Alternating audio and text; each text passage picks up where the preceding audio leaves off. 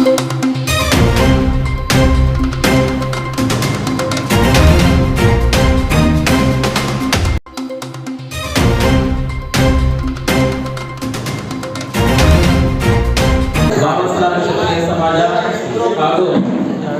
ನಿಸ್ವಾರ್ಥ ಸೇವಾ ಸಮಿತಿ ಅಮ್ಮ ಸಂಸ್ಥೆ ಹಾಗೂ ಎಲ್ಲರಿಗೂ ಈ ಕಾರ್ಯಕ್ರಮ ಮಾಡೋದಕ್ಕೆ ಸಹಕಾರ ಮಾಡಿಕೊಂಡಿರುವಂತಹ ಈ ಹಾಲ್ ಅನ್ನು ಕಲ್ಪಿಸಿರುವಂತಹ ಸಂಸ್ಥೆಯವರಿಗೂ ಎಲ್ಲರಿಗೂ ನಿಮ್ಮ ಜೋರಾದ ಚಪ್ಪಾಳೆ ಮೂಲಕ ಅಭಿನಂದನೆ. ಯಾಕಂದ್ರೆ ಈ ರೀತಿ ಕಾರ್ಯಕ್ರಮಗಳನ್ನು ಮಾಡುವುದರಿಂದ ಯಾರಿಗಾದ್ರೂ ಒಬ್ಬರಿಗಾದ್ರೂ ಇಂಪ್ರೂವ್ಮೆಂಟ್ ಆಯ್ತು, ಚೆನ್ನಾಗಾಯ್ತು ಅಂತ ಹೇಳಿದ್ರೆ ನಾವು ಮಾಡಿರುವಂತ ಕಾರ್ಯಕ್ರಮ ಸಾರ್ಥಕ ಆಗುತ್ತೆ. ಆದ್ರೆ ನಾಗರಾಜ್ ಅವರು ಕಾಲ್ ಮಾಡಿ ಹೇಳ್ತಾ ಇದ್ರು, ದಿನಕ್ಕೆ 300 ಜನರಿಗಿಂತ ಜಾಸ್ತಿ ಬರ್ತಾ ಇದ್ದಾರೆ. ಅದರಿಂದ ದಯವಿಟ್ಟು ನೀವು ಒಂದಿನ ಬಂದು ಮಾತಾಡ್ಬೇಕಂತ ನನ್ನ ಹತ್ರ ಹೇಳಿದ್ದಕ್ಕಾಗಿ ಇವತ್ತಿಗೆ ಬಂದಿದ್ದೀನಿ. ಒಂದು 3/4 ಗಂಟೆ ಆಲ್ರೆಡಿ ಲೇಟ್ ಆಯ್ತಲ್ವಾ? 3/4 ಗಂಟೆ ಲೇಟ್ ಆಯ್ತು. ಆದಷ್ಟು ಸ್ಪೀಡ್ ಆಗಿ ನಾನು ಕೆಲವೊಂದು ಇನ್ಫಾರ್ಮೇಶನ್ ಅನ್ನು ಕೊಡ್ತೀನಿ. 1 ಗಂಟೆಗಳ ಕಾಲ ಆರೋಗ್ಯದ ಬಗ್ಗೆ ಮಾಹಿತಿಯನ್ನು ಕೊಡ್ತೀನಿ. ಈ ಸಂದರ್ಭದಲ್ಲಿ ಯಾವುದೇ ರೀತಿಯಲ್ಲಿ ಡಿಸ್ಟರ್ಬೆನ್ಸ್ ಆಗಬಾರ್ದು ಅಂತೇಳಿ ಎಲ್ಲರೂ ನಿಮ್ಮ ಮೊಬೈಲ್ ಅನ್ನ ಸೈಲೆಂಟ್ ಮಾಡ್ಕೋಬೇಕು. ಓಕೆ, ಎಲ್ಲರೂ ಸೈಲೆಂಟ್ ಮಾಡ್ಕೊಳ್ಳಿ. ಮೊಬೈಲ್ ಸೈಲೆಂಟ್ ಮಾಡೋದಕ್ಕೆ ಏನು ಬೇಜಾರು ಮಾಡ್ಕೊಳ್ಳೋದು ಬೇಡ. ಯಾಕಂತ ಹೇಳಿದ್ರೆ ಮೊನ್ನೆ ಒಂದು ವರದಿ ಬಂದಿದೆ. ಆ ವರದಿಯ ಪ್ರಕಾರ ಪ್ರಪಂಚದಲ್ಲಿ ಅತಿ ಹೆಚ್ಚು ಮೊಬೈಲ್ ಅನ್ನು ಯೂಸ್ ಮಾಡೋರು ಯಾರಂತ ಹೇಳಿದ್ರೆ ಯಾರು? ಇಂಡಿಯನ್ಸ್. ಓಕೆನಾ? ಮೊಬೈಲು, ಟಿವಿ ಅಥವಾ ಲ್ಯಾಪ್ಟಾಪ್ ಇದು ಮೂರನ್ನ ಸೇರಿ ಒಬ್ಬ ಭಾರತೀಯ ಒಂದು ದಿನಕ್ಕೆ 7 ಗಂಟೆ 12 ನಿಮಿಷ ಸ್ಕ್ರೀನ್ ನೋಡ್ತಾ ಇರ್ತಾರಂತೆ. ಅದರಿಂದ ಈ ಮೊಬೈಲ್ ಅನ್ನ 1 ಗಂಟೆ ನೀವು ಸೈಡ್ ಅಲ್ಲಿ ಇಟ್ಟರೆ ಏನೂ ಆಗೋದಿಲ್ಲ. ಅದರಿಂದ ಮೊಬೈಲ್ ಅನ್ನ ಸೈಲೆಂಟ್ ಮಾಡಿ, ಗೊತ್ತಿಲ್ಲ ಅಂತ ಹೇಳಿದ್ರೆ ನಿಮ್ಮ ಪಕ್ಕದಲ್ಲಿ ಇರೋರು ಕೊಟ್ಟು ಸೈಲೆಂಟ್ ಮಾಡ್ಕೊಳ್ಳಿ. ಓಕೆನಾ? ಒಂದ್ಸಲ ಜೋರಾಗಿ ಚಪ್ಪಾಳೆ ಹೊಡೆದು, ಜೋರು ಚಪ್ಪಾಳೆ ಅಂತಾರೆ ಇದಕ್ಕೆ. ಜೋರು ಚಪ್ಪಾಳೆ ಹೆಂಗಿರ್ಬೇಕಂತ ಹೇಳಿದ್ರೆ ನೋಡಿ, ಚಪ್ಪಾಳೆ ಹೊಡೆಯೋದ್ರಿಂದ ನಮ್ಗೆ ಹೆಲ್ತ್ ಬೆನಿಫಿಟ್ ಇದೆ. ಚಪ್ಪಾಳೆ ಹೊಡೆಯೋದ್ರಿಂದ ಏನಾಗ್ತದೆ ಅಂತ ಹೇಳಿದ್ರೆ ನಮ್ಮ ಹಸ್ತದಲ್ಲಿ ಅಕ್ಯುಪ್ರೆಷರ್ ಪಾಯಿಂಟ್ಸ್ ಅಂತ ಇದೆ. ಅದು ಮತ್ತೆ ಪಾದದಲ್ಲಿ 60 ಪಾಯಿಂಟ್ಸ್ ಇರುತ್ತೆ, ಹಸ್ತದಲ್ಲಿ 60 ಪಾಯಿಂಟ್ಸ್ ಇರುತ್ತೆ. ಒಂದು ದಿನಕ್ಕೆ 200 ಚಪ್ಪಾಳೆ ಹೊಡಿಬೇಕಂತೆ. ಇಲ್ಲದಿದ್ರೆ 1 ಕಿಲೋಮೀಟರ್ ಆದ್ರೂ ಚಪ್ಪಲಿ ಇಲ್ಲದೆ ನಡಿಬೇಕಂತೆ ಅಲ್ವಾ? ನಡೆದಾಗ ಈ ಪ್ರೆಷರ್ ಪಾಯಿಂಟ್ಸ್ ಅನ್ನುವಂಥದ್ದು ಆಕ್ಟಿವೇಟ್ ಆಗುತ್ತೆ. ಚಪ್ಪಾಳೆ ನೀವು ಸುಮ್ಮನೆ ಹೊಡಿಲಿಕ್ಕೆ ಆಗೋದಿಲ್ಲ ಅಲ್ವಾ? ಚಪ್ಪಾಳೆ ನೋಡಿ, ನೀವು ಮನೇಲಿ ಕೂತ್ಕೊಂಡಿರ್ತೀರಾ, ನಿಮ್ಮ ಮಗನೋ ಮಗಳು ಯಾರೋ ಸಾಯಂಕಾಲದ ಹೊತ್ತಲ್ಲಿ ಕೆಲಸ ಬಿಟ್ಟು ಮನೆಗೆ ಬರ್ತಾರೆ. ಓ, ನನ್ನ ಮಗ ಬಂದ ಅಂತೇಳಿ ಚಪ್ಪಾಳೆ ಹೊಡಲಿಕ್ಕಾಗತ್ತಾ? ಇಷ್ಟು ದಿನ ನಮ್ಮಮ್ಮ ಚೆನ್ನಾಗಿದ್ರು, ಇವತ್ತಲ್ಲಿ ಹೋಗಿ ಒಬ್ಬರೇ ಚಪ್ಪಾಳೆ ಹೊಡೆದ ಅಂತಲ್ವಾ? ಹಾಗಾಗಿ ಅವಕಾಶ ಸಿಕ್ಕಿದ್ರೆ ಜೋರು ಚಪ್ಪಾಳೆ ಹೊಡೆದಿರೋದು.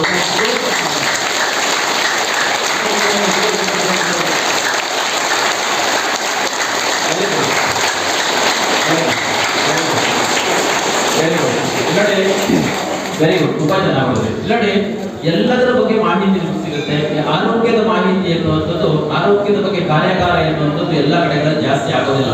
ನೋಡಿ, ನಾವು ಈ ರೀತಿ ಕ್ಯಾಂಪ್ಗಳನ್ನ ಆರ್ಗನೈಸ್ ಮಾಡಿ 10ನೇ ದಿನ ಅಥವಾ 9ನೇ ದಿನ ಈ ರೀತಿ ನಾವೊಂದು ಕಾನ್ಫರೆನ್ಸ್ ಅನ್ನ, ಈ ರೀತಿ ಕಾರ್ಯಾಗಾರವನ್ನು ನಾವೆಲ್ಲ ಕಡೆಗಳಲ್ಲಿ ಮಾಡ್ತೀವಿ.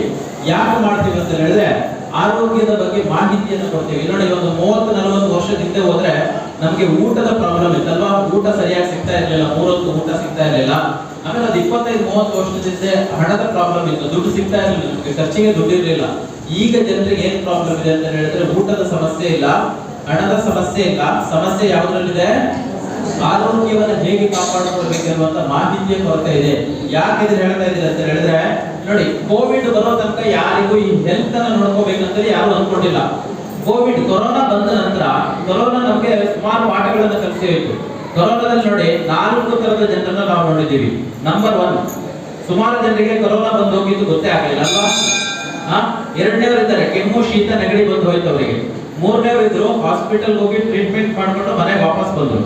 4ನೇವರು ಇದ್ದಾರೆ, ಹಾಸ್ಪಿಟಲ್ಗೆ ಹೋದವರು ವಾಪಸ್ ಬರಲೇ ಇಲ್ಲ. ಫಸ್ಟ್ ಟೈಮ್ ನೋಡಿ ನಮ್ಮ ಜೀವಮಾನದಲ್ಲಿ ವಾಪಸ್ ಹೆಂಗ್ ಬರ್ಲಿಲ್ಲ ಅಂತ ಹೇಳಿದ್ರೆ ಕೆಲವರಿಗೆ ಬಾಡಿನೂ ಮನೆಗೆ ತಗೊಂಡು ಬರ್ಲಿಕ್ಕೆ ಆಗಿಲ್ಲ. ಹಾಸ್ಪಿಟಲ್ಗೆ ಹೋದಿದ್ದು ಬಾಡಿನೂ ಆ ಕಡೆ ಆ ಕಡೆನೇ ಹೋಗ್ಬಿಡುತ್ತಲ್ವಾ? ಅಂದ್ರೆ ಇದರಿಂದ ನಮ್ಗೆ ಏನ್ ಗೊತ್ತಾಗ್ತಾ ಇದೆ ಅಂತ ಹೇಳಿದ್ರೆ ಕೊರೋನಾ ಬರೋ ತನಕ ಎಲ್ಲರೂ ಏನ್ ಅನ್ಕೊಂಡಿದ್ರು ಅಂದ್ರೆ ನನ್ನ ಹತ್ರ ದುಡ್ಡಿದ್ರೆ ದೊಡ್ಡ ಹಾಸ್ಪಿಟಲ್ ಅಲ್ಲಿ ಹೋಗಿ ಟ್ರೀಟ್ಮೆಂಟ್ ಮಾಡ್ಕೊಂಡು ಮನೆಗೆ ವಾಪಸ್ ಬರ್ಬೋದು ಅಂತ ಎಲ್ಲರೂ ಅನ್ಕೊಂಡಿದ್ರು. ಕೊರೋನಾದಲ್ಲಿ ನಮ್ಗೆ ಏನ್ ಗೊತ್ತಾಯ್ತು ಅಂತ ಹೇಳಿದ್ರೆ ದುಡ್ಡಿದ್ರು ಸಾಕಾಗುದಿಲ್ಲ, ದೊಡ್ಡ ಹಾಸ್ಪಿಟಲ್ ಇದ್ರೆ ಸಾಕಾಗುದಿಲ್ಲ. ಹಾಸ್ಪಿಟಲ್ ಅಲ್ಲಿ ಏನ್ ಟ್ರೀಟ್ಮೆಂಟ್ ಮಾಡ್ತಾರೆ ನೋಡಿ, ಆ ಟ್ರೀಟ್ಮೆಂಟ್ ನನ್ನ ದೇಹಕ್ಕೆ ಕೆಲಸ ಮಾಡ್ಬೇಕಂತ ಹೇಳಿದ್ರೆ ನನ್ನ ದೇಹದಲ್ಲಿ ಏನಿರಬೇಕು? ಶಕ್ತಿ ಅಲ್ಲ, ಏನೋ ಒಂದು ಎಕ್ಸಾಕ್ಟ್ ಆ ಟೈಮಲ್ಲಿ ಕೊರೋನಾ ಟೈಮಲ್ಲಿ ಹೇಳಿಲ್ವ ಡಾಕ್ಟರ್ ಎಲ್ಲ ಹೇಳ್ತಾರೆ ನೋಡಿ, ಇಮ್ಯುನಿಟಿ. ಯಾರೋ ಏನೋ ಇಮ್ಯುನಿಟಿ ಅಂದ್ರೆ ಯಾರ ದೇಹದಲ್ಲಿ ರೋಗ ನಿರೋಧಕ ಶಕ್ತಿ ಚೆನ್ನಾಗಿರುತ್ತೆ ನೋಡಿ, ಅಂತವರಿಗೆ ಕೊರೋನಾ ತಡ್ಕೊಂತಾರೆ, ಹೋಗುತ್ತೆ, ಬೇಗ ಕರೋನಾ ಹೋಗ್ಬಿಡುತ್ತೆ ಅಂತ ಹೇಳಿದ್ರಲ್ವಾ. ಅವಾಗ ಎಲ್ರಿಗೂ ಅರ್ಜೆಂಟ್ ಆಗಿ ಇಮ್ಯುನಿಟಿ ಏನ್ ಸಿಗುತ್ತೆ, ರೋಗ ನಿರೋಧಕ ಶಕ್ತಿ, ಇದು ಅಂಗಡಿಯಲ್ಲಿ ದುಡ್ಡು ಕೊಟ್ಟು ಸಿಗುತ್ತಾ? ಸಿಗೋದಿಲ್ಲ. ಎಲ್ಲ ಯೂಟ್ಯೂಬ್ ಅಲ್ಲಿ ನೋಡೋದಕ್ಕೆ ಶುರು ಮಾಡಿದ್ರು. ಶುಂಠಿ ಕಷಾಯ ಕುಡೀರಿ, ಕಾಳುಮೆಣಸು ಕಷಾಯ ಕುಡೀರಿ. ಯಾವ ರೇಂಜಿಗೆ ನಾವು ಕಷಾಯ ಕುಡಿತಾ ಇದ್ವಿ ಅಂತ ಹೇಳಿದ್ರೆ ಬೆಳಿಗ್ಗೆ 6 ಗಂಟೆಗೆ ಕಷಾಯ, 8 ಗಂಟೆ ಕಷಾಯ, ಮಧ್ಯಾಹ್ನ ಕಷಾಯ, ಸಾಯಂಕಾಲ ಕಷಾಯ ಕುಡಿದು ಸುಮಾರು ಜನರಿಗೆ ಬಿಸಿನೀರು ಕಷಾಯ ಕರೋನಾ ಕುಡಿದು ಹೊಟ್ಟೆಲೆಲ್ಲ ಉರಿ ಶುರುವಾಗಿ ಅಲ್ಸರ್ ಆಗಿ ಹಾಸ್ಪಿಟಲ್ಗೆ ಅಡ್ಮಿಟ್ ಆಗಿದ್ರಂತೆ. ಅಂದ್ರೆ ನಾನು ಏನ್ ಹೇಳಲಿಕ್ಕೆ ಹೊರಟಿದ್ದೀನಿ ಅಂತ ಹೇಳಿದ್ರೆ, ಕಷಾಯ ಕುಡಿಯೋದ್ರಿಂದ ರೋಗ ನಿರೋಧಕ ಶಕ್ತಿ ಬರೋದಿಲ್ಲ ಅಂತ ನಾನು ಹೇಳೋದಿಲ್ಲ. ಆದ್ರೆ ರಾತ್ರಿ ಬೆಳಗಾಕೋದ್ರೊಳಗಡೆ ಎಲ್ಲ ಮ್ಯಾಜಿಕ್ ಅಂತೂ ಮಾಡೋದಿಲ್ಲ. ನೋಡಿ, ಮೆಡಿಕಲ್ ಸೈನ್ಸ್ ಏನ್ ಹೇಳ್ತದೆ ಅಂತ ಹೇಳಿದ್ರೆ, ಈ ರೋಗ ನಿರೋಧಕ ಶಕ್ತಿ ಅಥವಾ ಇಮ್ಯೂನ್ ಪವರ್ ನಮ್ಮ ದೇಹದಲ್ಲಿ ಚೆನ್ನಾಗಿರ್ಬೇಕಂತ ಹೇಳಿದ್ರೆ ಒಬ್ಬ ವ್ಯಕ್ತಿಗೆ ಒಂದು ದಿನಕ್ಕೆ 5 ಕಿಲೋಮೀಟರ್ ವಾಕಿಂಗ್ ಅವಶ್ಯಕತೆ ಇದೆ ಅಂತೆ. ಎಷ್ಟು? ಅಥವಾ 10,000 ಹೆಜ್ಜೆಗಳನ್ನು ಒಬ್ಬ ಪ್ರತಿದಿನ ಹೆಜ್ಜೆಯನ್ನು ಹಾಕಬೇಕಂತೆ. ಯಾಕಂತ ಹೇಳಿದ್ರೆ ಈಗ ನೋಡಿ, ಒಂದು 25-30 ವರ್ಷದಿಂದ ಈ ರೀತಿ ಹೇಳಬೇಕಾದ ಅವಶ್ಯಕತೆ ಇರೋದಿಲ್ಲ. ಯಾಕಂದ್ರೆ ನೀವು ಮಾಡುವಂತ ಎಲ್ಲಾ ಕೆಲಸಗಳು ಫಿಸಿಕಲ್ ಆಕ್ಟಿವಿಟಿ ಇಂದ ಕೊಡ್ತಾ ಇದೆ. ಎಕ್ಸಾಂಪಲ್, ಈಗ ನೋಡಿ, ನೀವು ಬೆಳಿಗ್ಗೆ ಎದ್ದು ಅಕ್ಕಿ ರುಬ್ತಾ ಇದ್ದೀರಿ ಅಂತ ಹೇಳಿದ್ರೆ ಏನ್ ಮಾಡ್ತಾ ಇದ್ರೆ, ಹೇಗೆ ರುಬ್ತಾ ಇದ್ರಿ? ಒಂದು ಕಲ್ಲಲ್ಲಿ ಮಾಡ್ತಾ ಇದ್ರಲ್ವಾ? ಎಷ್ಟು ರೌಂಡ್ ಏನಾದ್ರು ತೆಗ್ಸಿದೀನಿ ಅಂತ ನೀವೇನಾದ್ರು ಲೆಕ್ಕ ಇಟ್ಕೊಂಡಿದ್ದೀರಾ? ನಿಮ್ಗೆ ಗೊತ್ತಿರಲ್ಲ, 1 ಗಂಟೆ 2 ಗಂಟೆ ರೌಂಡ್ ಆಗ್ತಾನೆ ಇರ್ತೀರಲ್ವಾ? ಫಿಸಿಕಲ್ ಆಕ್ಟಿವಿಟಿ ಇರ್ತಾ ಇತ್ತು. 5 ಕಿಲೋಮೀಟರ್ ದೂರದ ಸಂತೆ ಆಗ್ತಾ ಇದೆ ಅಂತ ಹೇಳಿದ್ರೆ ಸೈಕಲ್ ಅಲ್ಲಿ ಹೋಗ್ತಾ ಇದ್ರಿ. ಇವಾಗ ಬೆಳಿಗ್ಗೆ ಹಾಲು ತರೋದಕ್ಕೆ ಹೇಗೆ ಹೋಗ್ತೀರಾ? ಹೌದು. ಇವತ್ತು ಬೆಳಿಗ್ಗೆ ಕರೆಂಟ್ ಇಲ್ಲ ಅಂದ್ರೆ ತಿಂಡಿ ಇಲ್ಲ ಅಲ್ಲ, ಮಧ್ಯಾಹ್ನದಲ್ಲಿ ಕರೆಂಟ್ ಇಲ್ಲ ಅಂದ್ರೆ ರಸಂ ಪೌಡರ್ ಇರುತ್ತೆ. ಅಂದ್ರೆ ಎಲ್ಲಾ ಕೆಲಸಗಳಿಗೂ ಮಿಷನರಿಗಳು ಬಂದಿರೋದ್ರಿಂದ ಫಿಸಿಕಲ್ ಆಕ್ಟಿವಿಟಿ ಕಡಿಮೆ ಆಗಿದೆ. ಅದಕ್ಕಾಗಿ ಪ್ರತಿಯೊಬ್ಬ ವ್ಯಕ್ತಿಯು ಒಂದು ದಿನಕ್ಕೆ 5 ಕಿಲೋಮೀಟರ್ ವಾಕಿಂಗ್ ಅವಶ್ಯಕತೆ ಇದೆ. ವಾಕಿಂಗ್ ಮಾಡಿದಾಗ ಏನಾಗ್ತದೆ? ವಾಕಿಂಗ್ ಮಾಡಿದಾಗ ನಮ್ಮ ದೇಹದಲ್ಲಿ ಏನಾಗ್ತದೆ? ಇನ್ಸುಲಿನ್ ಅಲ್ಲ, ನೆಕ್ಸ್ಟ್ ರಕ್ತ ಸಂಚಾರ ಚೆನ್ನಾಗುತ್ತೆ. ಏನಾಗುತ್ತೆ? ಬ್ಲಡ್ ಸರ್ಕ್ಯುಲೇಷನ್, ರಕ್ತ ಸಂಚಾರ ಚೆನ್ನಾಗುತ್ತೆ. ನೋಡಿ, ಒಂದು ಸಲ ನಿಮ್ಮ ದೇಹದಲ್ಲಿ ರಕ್ತ ಸಂಚಾರ ಚೆನ್ನಾಗಾಯ್ತು ಅಂತ ಹೇಳಿದ್ರೆ ನಿಮ್ಮ ರೋಗ ನಿರೋಧಕ ಶಕ್ತಿ ಅನ್ನುವಂಥದ್ದು ನಿಧಾನವಾಗಿ ಜಾಸ್ತಿ ಆಗೋದಕ್ಕೆ ಶುರುವಾಗ್ತದೆ. Very very important. ನೋಡಿ, ರಕ್ತ ಸಂಚಾರವೇ ನಿಮ್ಮ ದೇಹದಲ್ಲಿ ನಿರ್ಣಾಯಕ. ಯಾರ ದೇಹದಲ್ಲಿ ರಕ್ತ ಸಂಚಾರ ಚೆನ್ನಾಗಿರುತ್ತೆ ನೋಡಿ, ಅಂತವರಿಗೆ ಕಾಯಿಲೆ ಎನ್ನುವಂಥದ್ದು ಕಡಿಮೆ. ನೋಡಿ, ಯಾರಿಗೆ ನಮ್ಮ ಥೆರಪಿಗೆ ಬಂದ ನಂತರ ಮೊದಲಿಗಿಂತ ಚೆನ್ನಾಗಿ ನಿದ್ದೆ ಬರ್ತಾ ಇದೆ ಹೇಳಿ? ನಮ್ಮ ಥೆರಪಿಗೆ ಬಂದ ನಂತರ ಮೊದಲಿಗಿಂತ ಚೆನ್ನಾಗಿ ನಿದ್ದೆ ಯಾರ್ಯಾರಿಗೆ ಬರ್ತಾ ಇದೆ ಕೈ ಎತ್ತಿ. Okay, very good. ಇದರಲ್ಲಿ ಬಂದಿರುವಂತ 50. ಯಾರು ಮಾತಾಡಬೇಡಿ, ಎಲ್ರಿಗೂ ಕೇಳಿಸುತ್ತೆ. ಓಕೆನಾ? ಯಾರು ಮಾತಾಡಬೇಡಿ, ಎಲ್ರಿಗೂ ಕೇಳಿಸುತ್ತೆ. Silent please. ಓಕೆ, ನೀವು ಮಾತಾಡಬೇಡಿ, ಎಲ್ಲರೂ ಅಲ್ಲೇ ಕೂತ್ಕೊಳ್ಳಿ. ತಾತ, ಯಾರು ಎದ್ದು ಹೋಗ್ಬೇಡಿ, ಅಲ್ಲೇ ಕೂತ್ಕೊಳ್ಳಿ. ಕೇಳಿಸುತ್ತಾ ಎಲ್ರಿಗೂ? ಓಕೆ, ಇಲ್ಲಿ ಬಂದಿರುವಂತಹ 50% ಜನರಿಗಿಂತ ಜಾಸ್ತಿ ಜನರಿಗೆ ನಮ್ಮ ಥೆರಪಿ ಆದ ನಂತರ ನಿದ್ದೆ ಚೆನ್ನಾಗಿ ಬರ್ತಾ ಇದೆ ಅಲ್ವಾ? ಯಾಕೆ ನಿದ್ದೆ ಚೆನ್ನಾಗಿ ಬರ್ತಾ ಇದೆ ಅಂದ್ರೆ, ಅರ್ಧ ಗಂಟೆ ನೀವು ಥೆರಪಿ ತಗೊಳ್ಳೋದ್ರಿಂದ 5 ಕಿಲೋಮೀಟರ್ ವಾಕಿಂಗ್ ಮಾಡಿದಷ್ಟು ಇದರಲ್ಲಿ ಬ್ಲಡ್ ಸರ್ಕ್ಯುಲೇಷನ್ ಆಗುತ್ತೆ. ಒಂದೇ ಸಲ ನಿಮ್ಮ ದೇಹದಲ್ಲಿ ಬ್ಲಡ್ ಸರ್ಕ್ಯುಲೇಷನ್ ಚೆನ್ನಾಗಿ ಆಯ್ತು ಅಂತ ಹೇಳಿದ್ರೆ ಫಸ್ಟ್ ಚೇಂಜಸ್ ಆಗೋದೇನಂತ ಹೇಳಿದ್ರೆ ನಿದ್ದೆ ಚೆನ್ನಾಗಿ ಬರುವಂತದ್ದು. ನೋಡಿ, ಗಾಢವಾದಂತ ನಿದ್ದೆ ಬರಬೇಕು ಪ್ರತಿಯೊಬ್ಬ ವ್ಯಕ್ತಿಗೂ. ಗಾಢ ನಿದ್ದೆ ನೋಡಿ, ಕೆಲವರಿಗೆ ಪಕ್ಕದ ಮನೆ ನಾಯಿ ಹೋಗ್ಲಿದ ತಕ್ಷಣ ಎಚ್ಚರ ಆಗುತ್ತೆ. ಇದು ಗಾಢ ನಿದ್ದೆನಾ? ರಾತ್ರಿ ನೀವು ಯಾವ್ದೋ ಒಂದು ಧಾರಾವಾಹಿನೋ ಬಿಗ್ ಬಾಸ್ ನೋಡಿದಿರ ಅಂತ ಹೇಳಿದ್ರೆ ಬೆಳಿಗ್ಗೆ ಅವ್ರಿಗೆ ನಿಮ್ ಕನ್ಸಲ್ ಬರ್ತಾ ಇದೆ ಅಂದ್ರೆ ಇದು ಗಾಢ ನಿದ್ದೆನಾ? ಅಲ್ಲ. ಗಾಢ ನಿದ್ದೆ ಹೇಗಿರುತ್ತಂದ್ರೆ, ನೀವು ರಾತ್ರಿ ಮಲಗಿರೋದು ಗೊತ್ತಿರ್ಬೇಕು, ಮತ್ತೆ ಬೆಳಿಗ್ಗೆ ಎದ್ದೇಳೋದು ಗೊತ್ತಿರ್ಬೇಕು. ಇಲ್ಲಿ ನೋಡಿ, ನಿದ್ದೆಯನ್ನ ಯಾವುದೇ ಕಾರಣಕ್ಕೂ ನೆಗ್ಲೆಕ್ಟ್ ಮಾಡಬೇಡಿ. ನಿದ್ದೆ is one of the best detoxifications ಅಂತ ಕರಿತೀವಿ. ಅಂದ್ರೆ ನಿಮ್ಮ ದೇಹದ ರಿಪೇರಿ ಕೆಲಸ ಆಗುವಂತದ್ದೇ ಯಾವಾಗ? ನಿದ್ದೆಯಲ್ಲಿ. ಈ ಗಾಢ ನಿದ್ದೆ ಯಾವಾಗ ಬರುತ್ತೆ ಅಂತ ಹೇಳಿದ್ರೆ ರಾತ್ರಿ 10 ಗಂಟೆಯಿಂದ 12:30 ಮಧ್ಯದಲ್ಲಿ ಬರುತ್ತೆ. ನೋಡಿ, ನೀವು ಚಿಕ್ಕ ವಯಸ್ಸಲ್ಲಿರುವಾಗ 8 ಗಂಟೆಗೆಲ್ಲ ಮಲಗ್ತಿದ್ರಲ್ಲ, ಇವಾಗ 12 ಗಂಟೆ ಆದ್ರೂ ಕುಕ್ಕರ್ ಇಡಲ್ಲ, ನೀವು ಒಲೆ ಮೇಲೆ ಇಟ್ಟಿರಲ್ಲ, ಸ್ಟವ್ ಮೇಲೆ. ಅಂದ್ರೆ ಈ ಒಳ್ಳೆ ನಿದ್ದೆ ಬರುವಂತ ಸಮಯವನ್ನ ನಾವು ನೆಗ್ಲೆಕ್ಟ್ ಮಾಡಿ ಹಾಳು ಮಾಡಿದೀವಿ. ಇದರಿಂದ ನಿದ್ದೆಯನ್ನ ಯಾವುದೇ ಕಾರಣಕ್ಕೂ ನೆಗ್ಲೆಕ್ಟ್ ಮಾಡಬೇಡಿ. Very very important. ಇನ್ನೊಂದು ಇಲ್ಲಿ ನೋಡಿ, ಸುಮ್ಮನೆ ಅಂದಾಜಿ ಗುಂಡು ಹೊಡೆಯೋದು ಬೇಡ, ಅಂಕಿ ಅಂಶ ಇಟ್ಕೊಂಡು ಮಾತಾಡೋದಾದ್ರೆ ಇಲ್ಲಿ ನೋಡಿ, ಭಾರತದಲ್ಲಿ ಲೈಫ್ ಎಕ್ಸ್ಪೆಕ್ಟೆನ್ಸಿ ಅಂತ ಕರಿತೀವಿ, ಸರಾಸರಿ ಜೀವಿತಾವಧಿ. ಒಬ್ಬ ವ್ಯಕ್ತಿಯ ಆಯುಸ್ ಎಷ್ಟಿದೆ ಗೊತ್ತಾ? ಎಷ್ಟು ವರ್ಷ ಬದುಕ್ತಾರೆ ಒಬ್ರು? ಎಷ್ಟು ವರ್ಷ ಬದುಕ್ತಾರೆ? 100 ವರ್ಷ ಎಲ್ಲರೂ ಬದುಕ್ತಾರ? ಇಲ್ಲ. ನೋಡಿ, 70 ಅಂತ ಹೇಳಿದ್ರು, ಯಾರೋ ಒಬ್ರು 70 ಹೇಳಿದ್ರು, 60. Very good. ಓಕೆ, ಆಯ್ತಾಯ್ತು, ಸಾಕು. ನೋಡಿ, ಒಬ್ರು ಹೇಳಿದ್ರು 70 ಹೇಳಿದ್ರು, 100 ಹೇಳಿದ್ರು, 60 ಹೇಳಿದ್ರು, 50 ಹೇಳಿದ್ರು. ಇದೆಲ್ಲ ನೀವು ಹೇಳಿರೋದೆಲ್ಲವೂ ಕರೆಕ್ಟ್. ಕೆಲವರು 100 ವರ್ಷ ಬದುಕ್ತಾರೆ, ಕೆಲವರು 70, 50, 60, ಒಬ್ಬೊಬ್ರು ಒಂದೊಂದ್ ತರ ಅಲ್ವಾ? ಎಲ್ಲರಿಗೂ ಸೇಮ್ ಆಯುಷ್ಯ ಎನ್ನುವಂಥದ್ದಿಲ್ಲ. ನೋಡಿ, ಇದೇ ಆಯುಷ್ಯದ ಆವರೇಜ್ ತೆಗೆದಾಗ ಭಾರತದಲ್ಲಿ ಸರಾಸರಿ ಆಯುಸ್ಸು ಯಾರೋ ಒಬ್ರು 100 ವರ್ಷ ಬದುಕಿರ್ಬೋದು, ಯಾರೋ ಒಬ್ರು 50 ಹೋಗಿರ್ತಾರೆ. ಅಂದ್ರೆ average life expectancy. Mobile silent ಮಾಡಿ, ದಯವಿಟ್ಟು ಎಲ್ಲರೂ ಮೊಬೈಲ್ ಸೈಲೆಂಟ್ ಮಾಡಿ. ಮೊದಲೇ ಮೈಕ್ ಇಲ್ಲ, ಕೇಳಿಸೋದಿಲ್ಲ. ಆದ್ರೆ ಮೊಬೈಲ್ ಬಿದ್ದ ಮಧ್ಯದಲ್ಲಿ ಮೊಬೈಲ್ ರಿಂಗ್ ಆದ್ರೆ ಯಾರಿಗೂ ಏನು ಕೇಳಿಸಲ್ಲ ಅಲ್ವಾ? ನೋಡಿ ಅಲ್ಲಿ ಆ ಡೋರ್ ಕ್ಲೋಸ್ ಮಾಡಿ, ದಯವಿಟ್ಟು ಮಾತಾಡ್ಬೇಡಿ. ಆ shutter side okay, mobile silent ಮಾಡಿ, ಮೊಬೈಲ್ ಸೈಲೆಂಟ್ ಮಾಡಿ. ಓಕೆ, ಸರಾಸರಿ ಆಯಸ್ಸು ನೋಡಿ ಲೈಫ್ ಎಕ್ಸ್ಪೆಕ್ಟೆನ್ಸಿ ಅಂತ ಕರಿತೀವಿ. ಭಾರತ ಸರ್ಕಾರ ನೀಡಿರುವಂತಹ ಅಂಕಿಅಂಶಗಳ ಪ್ರಕಾರ ಭಾರತದಲ್ಲಿ ಒಬ್ಬ ವ್ಯಕ್ತಿಯ ಆಯಸ್ಸು 68 ವರ್ಷ. ಎಷ್ಟು? 68. ನೋಡಿ ಎಷ್ಟು ವರ್ಷಕ್ಕೆ ರಿಟೈರ್ಡ್ ಆಗುತ್ತೆ ನಮ್ಗೆ? 60 ವರ್ಷಕ್ಕೆ ರಿಟೈರ್ಡ್ ಆಗುತ್ತಲ್ವಾ? ರಿಟೈರ್ಡ್ ಆದ್ಮೇಲೆ ಎಷ್ಟು ವರ್ಷ ಬದುಕ್ತಾ ಇದೀವಿ ನಾವು? 8 ವರ್ಷ ಬದುಕ್ತಾ ಇದೀವಿ. ಟೆನ್ಷನ್ ಆಯ್ತಾ?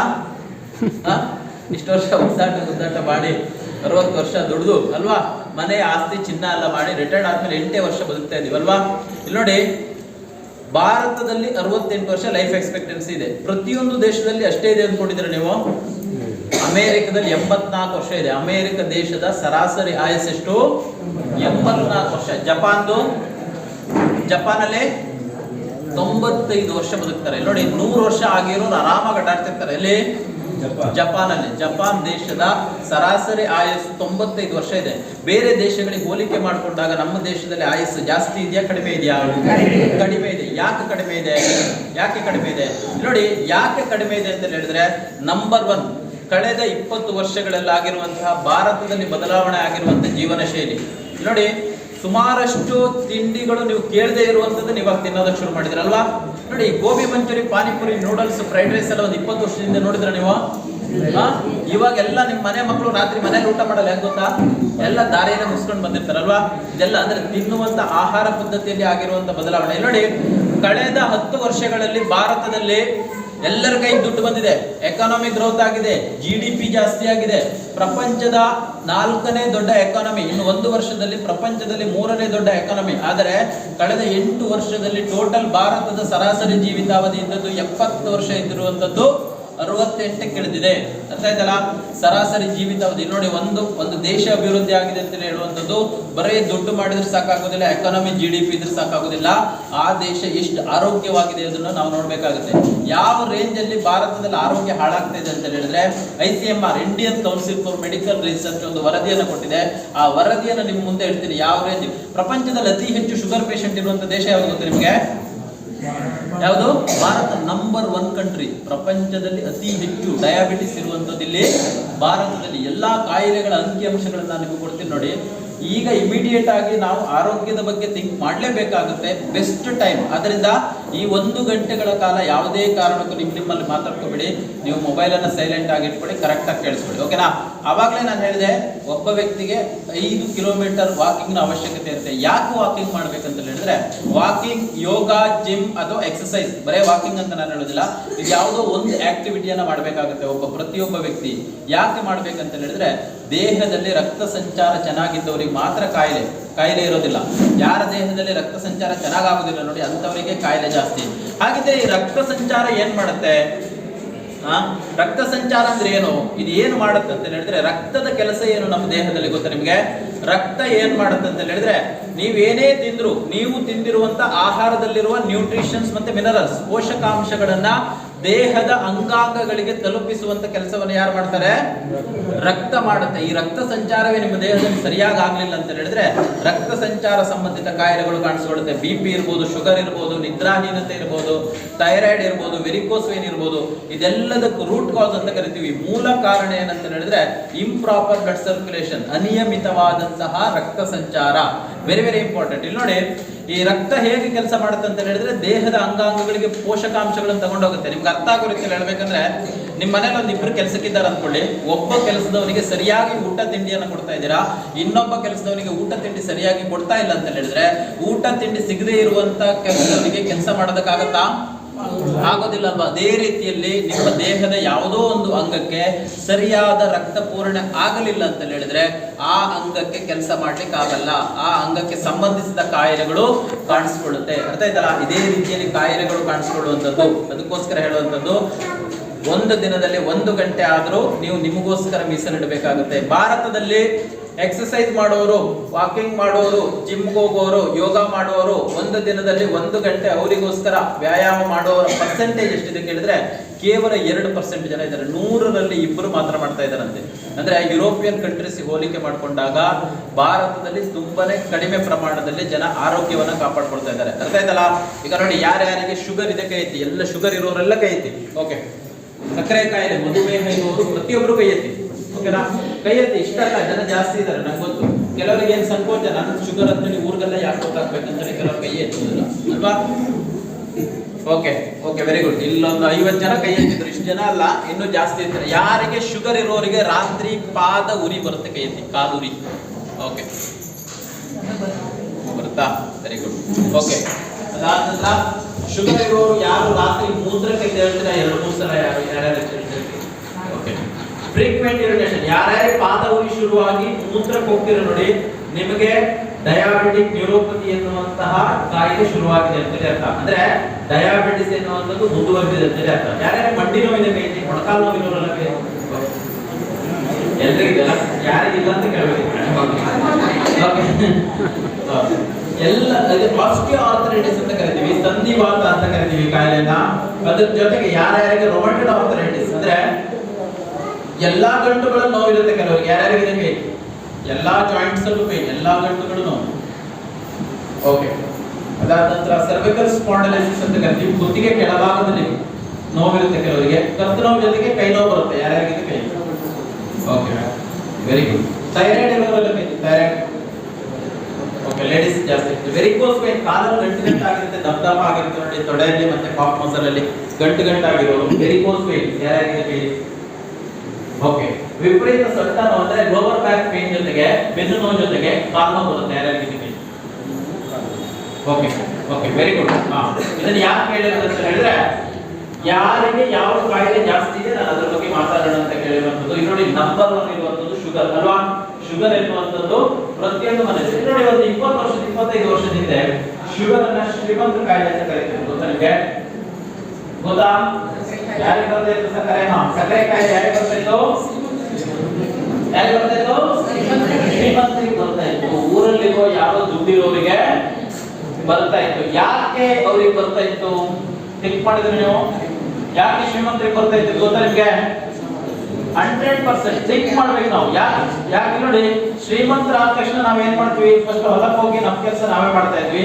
ದುಡ್ಡು ಬಂದ ತಕ್ಷಣ ಕೆಲಸದವ್ರು ಮಾಡ್ತಾರೆ. ಮನೇಲಿ ಅಡಿಗೆ ಕೆಲಸದವರು. ಇಷ್ಟ ದಿನ ಓಡಾಡ್ಕೊಂಡು ಸೈಕಲ್ ಅಲ್ಲಿ ಓಡಾಡ್ತಾ ಇದ್ವಿ. ಇವಾಗ ಕಾರ್ ಬಂದ್ಬಿಟ್ಟಿದೆ, ನಾವೇ ಡ್ರೈವಿಂಗ್ ಮಾಡ್ತಾ ಇದ್ವಿ. ಇವಾಗ ಡ್ರೈವರ್ ಬಂದ್ಬಿಟ್ಟಿದ್ದಾರೆ. ಯಾವತ್ತು ನಿಮ್ಮ ದೇಹದಲ್ಲಿ ಫಿಸಿಕಲ್ ಆಕ್ಟಿವಿಟಿ ಕಡಿಮೆ ಆಗುತ್ತೆ ನೋಡಿ, ಅಂದ್ರೆ ಯಾವತ್ತು ನಿಮ್ಮ ದೇಹದಲ್ಲಿ ರಕ್ತ ಸಂಚಾರದಲ್ಲಿ ಕೊರತೆ ಉಂಟಾಗುತ್ತೆ, ಫಸ್ಟ್ ಕಾಯಿಲೆ ಬರುತ್ತದೆ ಯಾವುದು? ಸಕ್ಕರೆ ಕಾಯಿಲೆ. ಅರ್ಥ ಆಯ್ತಾ ನಿಮ್ಗೆ? ಅಂದ್ರೆ ಎಲ್ಲಾ ಕಾಯಿಲೆಗಳಿಗೂ ಮೂಲ ಕಾರಣ ಏನಂತ ಹೇಳಿದ್ರೆ ಇಂಪ್ರಾಪರ್ ಬ್ಲಡ್ ಸರ್ಕ್ಯುಲೇಷನ್. ನೋಡಿ, ಈ ಶುಗರ್ ಬಂದ ನಂತರ ಈ ಕಾಯಿಲೆ ಪ್ರಪಂಚದಲ್ಲಿ ಅತಿ ಹೆಚ್ಚು ಶುಗರ್ ಪೇಷಂಟ್ ಇರುವಂತ ದೇಶ ಯಾವುದು? ಭಾರತದಲ್ಲಿ ನಂಬರ್ 1 ಅತಿ ಹೆಚ್ಚು ಶುಗರ್ ಪೇಷಂಟ್ ಇರ್ತಾ ಇದ್ರು. ಮೊದಲ ಶ್ರೀಮಂತರಿಗೆ ಮಾತ್ರ ಇರ್ತಿತ್ತು. ಇವಾಗ ಶ್ರೀಮಂತರು ಬಡವರು ಯಾವ ಭೇದನೂ ಇಲ್ಲ ಅಲ್ವಾ? ಒಂದೊಂದು ಮನೆ 3 ಜನ ಕುಂತಿರ್ಬೇಕಿತ್ತು ಶುಗರ್ ಇರೋರನ್ನ. ಯಾಕೆ ಇತ್ತೀಚಿನ ದಿನಗಳಲ್ಲಿ ಶುಗರ್ ಜಾಸ್ತಿ ಆಗ್ತಾ ಇದೆ ಅಂತ ಹೇಳಿದ್ರೆ, ನಂಬರ್ 1 ನಮ್ಮ ಜೀವನ ಶೈಲಿಯಲ್ಲಿ ಆಗಿರುವಂತಹ ಬದಲಾವಣೆ, ಸುಮ್ಮನೆ ಕುತ್ಕೊಂಡು ತಿನ್ನುವಂಥದ್ದು, ಫಿಸಿಕಲ್ ಆಕ್ಟಿವಿಟಿ ಕಡಿಮೆ ಆಗಿರುವಂಥದ್ದು. ಇದನ್ನ ನಾವು ಇಂಡಿಯನ್ಸ್ ಈ ಕಾಯಿಲೆಯನ್ನು ನೆಗ್ಲೆಕ್ಟ್ ಮಾಡಿದಷ್ಟು ಪ್ರಪಂಚದಲ್ಲಿ ಬೇರೆ ಯಾರು ನೆಗ್ಲೆಕ್ಟ್ ಮಾಡಲಿಲ್ಲ. ನೋಡಿ, ಶುಗರ್ ಇರೋರ ಹತ್ರ ಕೇಳಿ ನೀವು, ಹೇಗಿದೆಯಪ್ಪ, ಚೆನ್ನಾಗಿದೆ ಕೇಳಿದ್ರೆ ಕಾಲು ನೋವಿದೆ, ಸೊಂಟ ನೋವಿದೆ, ತಲೆ ನೋವಿದೆ ಹೇಳ್ತಾನೆ. ಆದ್ರೆ ಶುಗರ್ ಇದೆ ಅಂತೇಳಿ ಅವ್ನ ಕಾಯಿಲೆ ಲಿಸ್ಟಿಗೆ ಅದನ್ನ ಸೇರಿಸೋದೇ ಇಲ್ಲ. ಯಾಕೆ ಗೊತ್ತಾ? ಇದೆಲ್ಲ ಕಾಮನ್ ಅಂತೇಳಿ, ಎಲ್ರಿಗೂ ಇದೆ, ನನಗೂ ಇದೆ, ಕಾಯಿಲೆ ಅಂತ ಯಾಕೆ ಕನ್ಸಿಡರ್ ಮಾಡ್ಬೇಕು ನಾವು? ಒಂದು ಗುಳಿಗೆ ತಿಂದ್ರೆ ಆಯ್ತು, ಟ್ಯಾಬ್ಲೆಟ್ ತಿಂದ್ರೆ ಆಯ್ತು, ಎಲ್ಲ ಶುಗರು ಆ ತರ ಥಿಂಕ್ ಮಾಡ್ತೀವಲ್ವಾ? ಇಲ್ಲಿ ನೋಡಿ, ಹಾಗಲ್ಲ. ಈ ಶುಗರ್ ಎನ್ನುವಂಥದ್ದು ಒಂದು ಮಾರಕ ರೋಗ. ಯಾಕೆ ಮಾರಕ ರೋಗ ಅಂತ ನಾನು ಹೇಳ್ತೀನಿ ನೋಡಿ. ಶುಗರ್ ಬಂದ ನಂತರ ನಿಮ್ಮ ದೇಹದಲ್ಲಿ ಏನೇನು ಬದಲಾವಣೆ ಆಗುತ್ತೆ ಹೇಳಿ ನೋಡುವ. ಶುಗರ್ ಬಂದ ನಂತರ ಮೊದಲಿನ ತರ ಇರೋದಿಲ್ಲ ಅಲ್ವಾ? ಮೊದಲಿನ ರೀತಿ ಇರ್ತೀರಾ? ಇಲ್ಲ, ಚೇಂಜಸ್ ಆಗುತ್ತೆ, ಬದಲಾವಣೆ ಆಗುತ್ತೆ. ಶುಗರ್ ಬಂದ ನಂತರ ನಿಮ್ಮ ದೇಹದಲ್ಲಿ ಏನ್ ಬದಲಾವಣೆ ಆಗುತ್ತೆ ಹೇಳಿ ನೋಡುವ. ದಪ್ಪ ಎಲ್ಲರೂ ಆಗಲ್ಲ, ಕೆಲವರು ನೋಡಿ, ಕೆಲವರು ಆಗ್ತಾರೆ. ತಲೆ ಸುತ್ತ ಬರುತ್ತೆ, ಸ್ವಲ್ಪ ಬಿಸಿಲಿಗೆ ಹೋದ್ರಲ್ವಾ? ಪದೇ ಪದೇ ಹಸುವಾಗುತ್ತಲ್ವಾ? ಅವ್ರಿಗೆ ಇವಾಗ ಹೌದಂತ ಒಬ್ಬೊಬ್ಬರಿಗೆ ಒಂದೊಂದರ ಇರುತ್ತೆ. ಯಾರು ಕೇಳ್ತಾ ಇದ್ದೀನಿ ಅಂತ ಹೇಳಿದ್ರೆ, ಯಾರ್ಯಾರಿಗೆ ಶುಗರ್ ಇದೆ ಅವರು ಕಂಟ್ರೋಲ್ ಮಾಡ್ಕೊಳ್ಳಿ, ಯಾರ್ಯಾರಿಗೆ ಇಲ್ಲ ಅವ್ರು ಯಾವುದೇ ಕಾರಣಕ್ಕೂ ನಿಮ್ಗೆ ಶುಗರ್ ಬರೋದಕ್ಕೆ ಬಿಡಬೇಡಿ ಅಂತ ನಾನು ಹೇಳ್ತಾ ಇರುವಂಥದ್ದು. ಶುಗರ್ ಬಂದ ನಂತರ ನಾನೇ ಹೇಳ್ತೀನಿ ನೋಡಿ, ಒಬ್ಬೊಬ್ರಿಗೆ ಒಂದೊಂದ್ ತರ ಇರುತ್ತೆ ಇದು. ಕೆಲವರಿಗೆ ಸ್ವಲ್ಪ ಹೊರಗಡೆ ಹೋದ ತಕ್ಷಣ ತಲೆ ಸುತ್ತು ಬರುತ್ತೆ, ಅವಾಗ ಹಸಿವಾಗ್ತಾ ಇರುತ್ತೆ. ಹಸಿವಾದ ಊಟ ಲೇಟ್ ಮಾಡೋದಿಲ್ಲ, ಇಮಿಡಿಯೇಟ್ ಮಾಡ್ಬೇಕು. ಕೆಲವರಿಗೆ ಪಾದ ಉರಿ ಶುರುವಾಗುತ್ತೆ. ಅದಾದ ನಂತರ ಫ್ರೀಕ್ವೆಂಟ್ ಯೂರಿನೇಷನ್ ಅಂತ ಕರಿತೀವಿ, ಪದೇ ಪದೇ ಮೂತ್ರಕ್ಕೆ ಹೋಗ್ತಾ ಇರ್ತಾರೆ. ಅದಾದ ನಂತರ ದೇಹದಲ್ಲಿ ಸ್ಪರ್ಶ ಜ್ಞಾನ ಕಡಿಮೆ ಆಗುತ್ತೆ. ನಿಮ್ ಕಾಲುಗಳನ್ನ ನೀವು ಟಚ್ ಮಾಡಿದ್ರೆ ನಿಮ್ಗೆ ಗೊತ್ತಾಗೋದಿಲ್ಲ. ಅದಾದ ನಂತರ ಕಣ್ಣಿನಲ್ಲಿ ದೃಷ್ಟಿ ಕಡಿಮೆ ಆಗುತ್ತೆ, ಇದನ್ನ ಡಯಾಬಿಟಿಕ್ ರೆಟಿನೋಪತಿ ಅಂತ ಕರಿತೀವಿ. ಅದಾದ ನಂತರ ಏನಾಗುತ್ತೆ, ಹಲ್ಲುಗಳೆಲ್ಲ ಬೇಗ ಶೇಕ್, ಹುಡುಕಲ್ಲ ಬೇರೆ ಶೇಕ್ ಆಗೋದು. ಹುಡುಕಲ್ ಇಲ್ಲದಿದ್ರು ನಿಮ್ಮ ಹಲ್ಲುಗಳು ಕೂಡ ಶೇಕ್, ಅಲುಗಾಡ್ಲಿಕ್ಕೆ ಶುರುವಾಗುತ್ತೆ. ಹಲ್ಲುಗಳು ಬೇಗ ಬಿದ್ದೋಗುತ್ತೆ. ನೀವು ಎಷ್ಟೇ ಗಂಟ್ಲು ಕ್ಲೀನ್ ಮಾಡ್ಕೊಳ್ಳಬೇಕಿದ್ರೆ ಬಾಯಿ ವಾಸನೆ ಬರೋದು ಶುರುವಾಗುತ್ತೆ, ಬ್ರೆತ್ ಸ್ಮೆಲ್ ಬರೋದಕ್ಕೆ ಶುರುವಾಗುತ್ತೆ. ನೋಡಿ, ಗ್ಯಾಂಗ್ರೀನ್ ಅಂತ ಒಂದು ಪ್ರಾಬ್ಲಮ್ ಇದೆ, ಕಾಯಿಲೆ ಇದೆ, ಗೊತ್ತಾ ನಿಮ್ಗೆ? ಈಗ ಹೌದು, ಶುಗರ್ ಜಾಸ್ತಿ ಆಗಿ ಡಯಾಬಿಟಿಕ್ ನ್ಯೂರೋಪತಿ ಜಾಸ್ತಿ ಆದ್ರೆ ಎಲ್ಲೋ ನಿಮ್ ಕಾಲ್ ಬೆರಳಲ್ಲಿ ಗಾಯ ಆಯ್ತಂದ್ರೆ ಆ ಕಾಲ್ ಬೆರಳನ್ನ ಏನ್ ಮಾಡ್ತಾರೆ, ಕಟ್ ಮಾಡ್ತಾರೆ. ಇದನ್ನ ಏನಂತ ಕರಿತೀವಿ, ಗ್ಯಾಂಗ್ರೀನ್. ಇನ್ನು ಈ ಗಾಯ ಇನ್ನೂ ದೊಡ್ಡದಾಗ್ತಾ ಹೋದ್ರೆ ಕಾಲನ್ನ ಕಟ್ ಮಾಡ್ತಾರೆ ಅಲ್ವಾ? ಇದು ಯಾವ, ಈ ಗ್ಯಾಂಗ್ರೀನ್ ಎನ್ನುವಂತ ಕಾಯಿಲೆ ಯಾವ ಕಾಯಿಲೆ ಮುಂದುವರಿದ ಭಾಗ? ಶುಗರ್, ಸಕ್ಕರೆ ಕಾಯಿಲೆ ಮುಂದುವರಿದ ಭಾಗ. ಅಂತ ಆಯ್ತಾ ನಿಮ್ಗೆ? ಅಂದ್ರೆ ನೀವು ಈ ಕಾಯಿಲೆಯನ್ನ ನಿಮಗೆ ಬರೋದಕ್ಕೆ ಬಿಡಬೇಡಿ. ಶುಗರ್ ಎನ್ನುವಂಥದ್ದು ಒಂದು ಕಾಯಿಲೆ ಅಲ್ಲ, ಹಲವಷ್ಟು ಕಾಯಿಲೆಗಳ ತಾಯಿ. ಇದು ಸುಮಾರು ಕಾಯಿಲೆಗಳನ್ನು ಉಂಟಾಗ್ತದೆ. ನೋಡಿ, ನೀವು ಯಾವುದೇ ಡಾಕ್ಟರ್ ಹತ್ರ ಹೋಗಿ ನಿಮ್ಗೆ ಯಾವುದೋ ಒಂದು ಸರ್ಜರಿ ಆಪರೇಷನ್ ಆಗ್ಬೇಕಂತ ಹೇಳಿದ್ರೆ ಫಸ್ಟ್ ನಿಮ್ಮ ಸಕ್ಕರೆ ಲೆವೆಲ್, ಶುಗರ್ ಎನ್ನುವಂಥದ್ದು ನಾರ್ಮಲ್ ಬರ್ಬೇಕಲ್ವಾ? ಅಲ್ಲಿವರೆಗೆ ಡಾಕ್ಟರ್ ನಿಮ್ಮನ್ನು ಟಚ್ ಮಾಡಲ್ಲ ಅಲ್ವಾ? ಅಲ್ಲಿವರೆಗೆ ಸರ್ಜರಿ ಮಾಡಲ್ಲ. ಆದ್ರಿಂದ ಇದೊಂದು ಈಸಿ ಆಗಿ ತಗೊಳ್ಳೋ, ಎಲ್ಲರಿಗಿದೆ, ಪಕ್ಕದ ಮನೆಗಿದೆ, ನಮಗೂ ಇರುತ್ತೆ ಒಂದು ಟ್ಯಾಬ್ಲೆಟ್, ಆ ರೀತಿ ಅಲ್ಲ. ಇದೊಂದು ಮಾರಕ ರೋಗ. ಎಲ್ರಿಗೂ ಒಂದು ತಪ್ಪು ತಿಳುವಳಿಕೆ ಇದೆ. ಏನಂತ ಹೇಳಿದ್ರೆ, ಒಂದು ಸಲ ಶುಗರ್ ಬಂತು ಅಂತ ಹೇಳಿದ್ರೆ ಜೀವನ ಪರ್ಯಂತ ನಾನು ಗುಳಿಗೆ ತಿಂತಾನೇ ಇರ್ಬೇಕು ಅನ್ಕೊಂಡಿದ್ರೆ ಶುದ್ಧ ಸುಳ್ಳು. ಯಾವುದೇ ಸಮಯದಲ್ಲಿ ನಿಮಗೆ ಇಚ್ಛಾಶಕ್ತಿ ಇದ್ರೆ, ವಿಲ್ ಪವರ್ ಇದ್ರೆ, ನೀವು ಫುಡ್ ಕಂಟ್ರೋಲ್ ಮಾಡಿ ಡೈಲಿ ಫಿಸಿಕಲ್ ಆಕ್ಟಿವಿಟಿ, ಎಕ್ಸರ್ಸೈಸ್ ಗಳನ್ನ, ವಾಕಿಂಗ್ ಅನ್ನ ಮಾಡಿದ್ರೆ, ನೀವು ಮನಸ್ಸು ಮಾಡಿದ್ರೆ ಯಾವುದೇ ಸಮಯದಲ್ಲಿ ಬೇಕಿದ್ರೆ ಶುಗರ್ ಅನ್ನ ಕಂಟ್ರೋಲ್ ಮಾಡಬಹುದು. ಅರ್ಥ ಆಯ್ತಲ್ಲ? ಶುಗರ್ ಅನ್ನ ಯಾವ ಟೈಮಲ್ಲಿ ಬೇಕಿದ್ರೆ ನೀವು ಕಂಟ್ರೋಲ್ಗೆ ತಗೊಳ್ಬಹುದು. ಟ್ಯಾಬ್ಲೆಟ್ ತಿನ್ಬೇಕಂತ ಎಲ್ಲ ಲೈಫ್ ಲಾಂಗ್ ಇರಲೇಬೇಕಂತನೂ ಇಲ್ಲ. ಈಗ ನೋಡಿ, ಶುಗರ್ ಬಂದ ನಂತರ ಈ ರೀತಿ ಆಗುತ್ತೆ. ಶುಗರ್ ಬಂದ ನಂತರ ಈ ರೀತಿ ಬದಲಾವಣೆಗಳು ನಿಮ್ಮ ದೇಹದಲ್ಲಿ ಆಗುತ್ತೆ. ಶುಗರ್ ಬರೋದಕ್ಕಿಂತ ಮುಂಚೆ ಏನಾಗುತ್ತೆ ಗೊತ್ತಾ ನಿಮ್ಗೆ? ದೇಹದಲ್ಲಿ ಎಲ್ಲರಿಗೂ ಗೊತ್ತಿದೆ. ಶುಗರ್ ಬಂದ ನಂತರ ಏನಾಗುತ್ತೆ ಎಲ್ಲರಿಗೂ ಗೊತ್ತಲ್ವಾ? ಆಲ್ಮೋಸ್ಟ್ ಎಲ್ಲರಿಗೂ ಗೊತ್ತಲ್ವ? ಇದು ಮೊದಲೇ ಗೊತ್ತಿರುತ್ತಲ್ವಾ? ಅಲ್ವಾ? ಇದು ಇಂಟರಾಕ್ಷನ್, ಭಾಷಣ ಅಲ್ಲ. ನಾನು ಬೆಂಗಳೂರಿಂದ ಇಲ್ಲಿಗೆ ಬಂದು ಭಾಷಣ ಮಾಡಿ ಹೋಗುದಲ್ಲ, ಇದು ಸಂವಾದ. ನೀವು ಅಲ್ವಾ, ಹೌದಾ ಅಂತ ನೀವು ಸ್ವಲ್ಪ ಮಾತಾಡ್ಬೇಕು, ರಿಯಾಕ್ಟ್ ಮಾಡ್ಬೇಕು. ನೋಡಿ, ಶುಗರ್ ಬಂದ ನಂತರ ಏನಾಗುತ್ತೆ ಅಂತ ನಿಮ್ಗೆ ಆಲ್ರೆಡಿ ಮೊದಲೇ ಗೊತ್ತು, ಆಲ್ಮೋಸ್ಟ್ ಎಲ್ರಿಗೂ ಅಲ್ವಾ? ಹೌದು. ಶುಗರ್ ಬರೋದಕ್ಕಿಂತ ಮುಂಚೆ ಏನಾಗುತ್ತೆ ನಿಮ್ಮ ದೇಹದಲ್ಲಿ ಅಂತ ಹೇಳ್ತೀನಿ. ಇದು ಯಾರು ನಿಮ್ಗೆ ಹೇಳಿರುವುದಿಲ್ಲ. ಓಕೆ, ನೋಡಿ, ಶುಗರ್ ಬರೋದಕ್ಕಿಂತ ಮುಂಚೆ ನಿಮ್ಮ ದೇಹದಲ್ಲಿ ಏನು ಬದಲಾವಣೆ ಆಗುತ್ತೆ ಅಂತ ಹೇಳಿದ್ರೆ, ನಿಮ್ಮ ದೇಹದಲ್ಲಿ ಎಲ್ಲರೂ ಸ್ಕೂಲಿಗೆ ಹೋಗಿದ್ರಲ್ಲ, ಆಲ್ಮೋಸ್ಟ್ ಎಲ್ಲರೂ ಶಾಲೆಗೆ ಹೋಗಿದ್ರಲ್ಲ, ಒಂದು 5ನೇ ಕ್ಲಾಸ್ ಹೋಗಿದ್ರಲ್ವಾ? ಕೆಲವರು 10ನೇ ಕ್ಲಾಸ್ ಆದ್ರೂ ಹೋಗಿದ್ರಲ್ವಾ?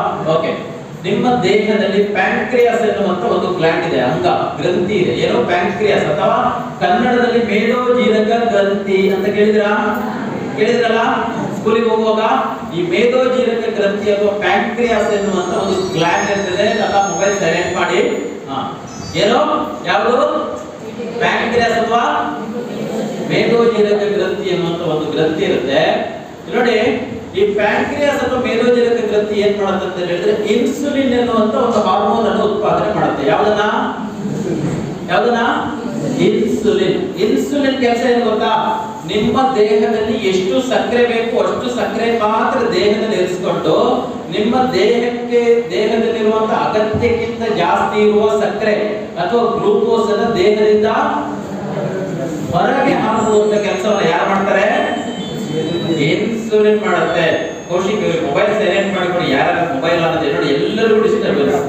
ಒಂದು ಮೊಬೈಲ್ ಆನ್ ಇದೆ ಅಂತ ಹೇಳಿದ್ರೆ ಪ್ರತಿಯೊಬ್ಬರಿಗೂ ಡಿಸ್ಟರ್ಬೆನ್ಸ್. ಓಕೆ, ನಿಮ್ಮ ದೇಹದಿಂದ ಎಕ್ಸ್ಟ್ರಾ ಸಕ್ಕರೆಯನ್ನು ದೇಹದಿಂದ ಹೊರಹಾಕೋದು ಯಾರು? ಇನ್ಸುಲಿನ್ ಉತ್ಪಾದನೆ ಮಾಡೋದು ಯಾರು? ಪ್ಯಾಂಕ್ರಿಯಾಸ್ ಅಥವಾ ಮೇದೋಜೀರಕ ಗ್ರಂಥಿ. ನೋಡಿ, ಯಾವತ್ತು ನೀವು ಶ್ರೀಮಂತರಾಗಿ ಕೂತ್ಕೊಂಡು ತಿನ್ಲಿಕ್ಕೆ ಶುರು ಮಾಡ್ತೀರ ನೋಡಿ, ಆವತ್ತೇನಾಗುತ್ತೆ, ಪ್ಯಾಂಕ್ರಿಯಾಸ್ಗೆ ಪ್ರಾಪರ್ ರಕ್ತ ಪೂರಣೆ ಆಗುದಿಲ್ಲ, ರಕ್ತ ಸಂಚಾರ ಆಗುದಿಲ್ಲ.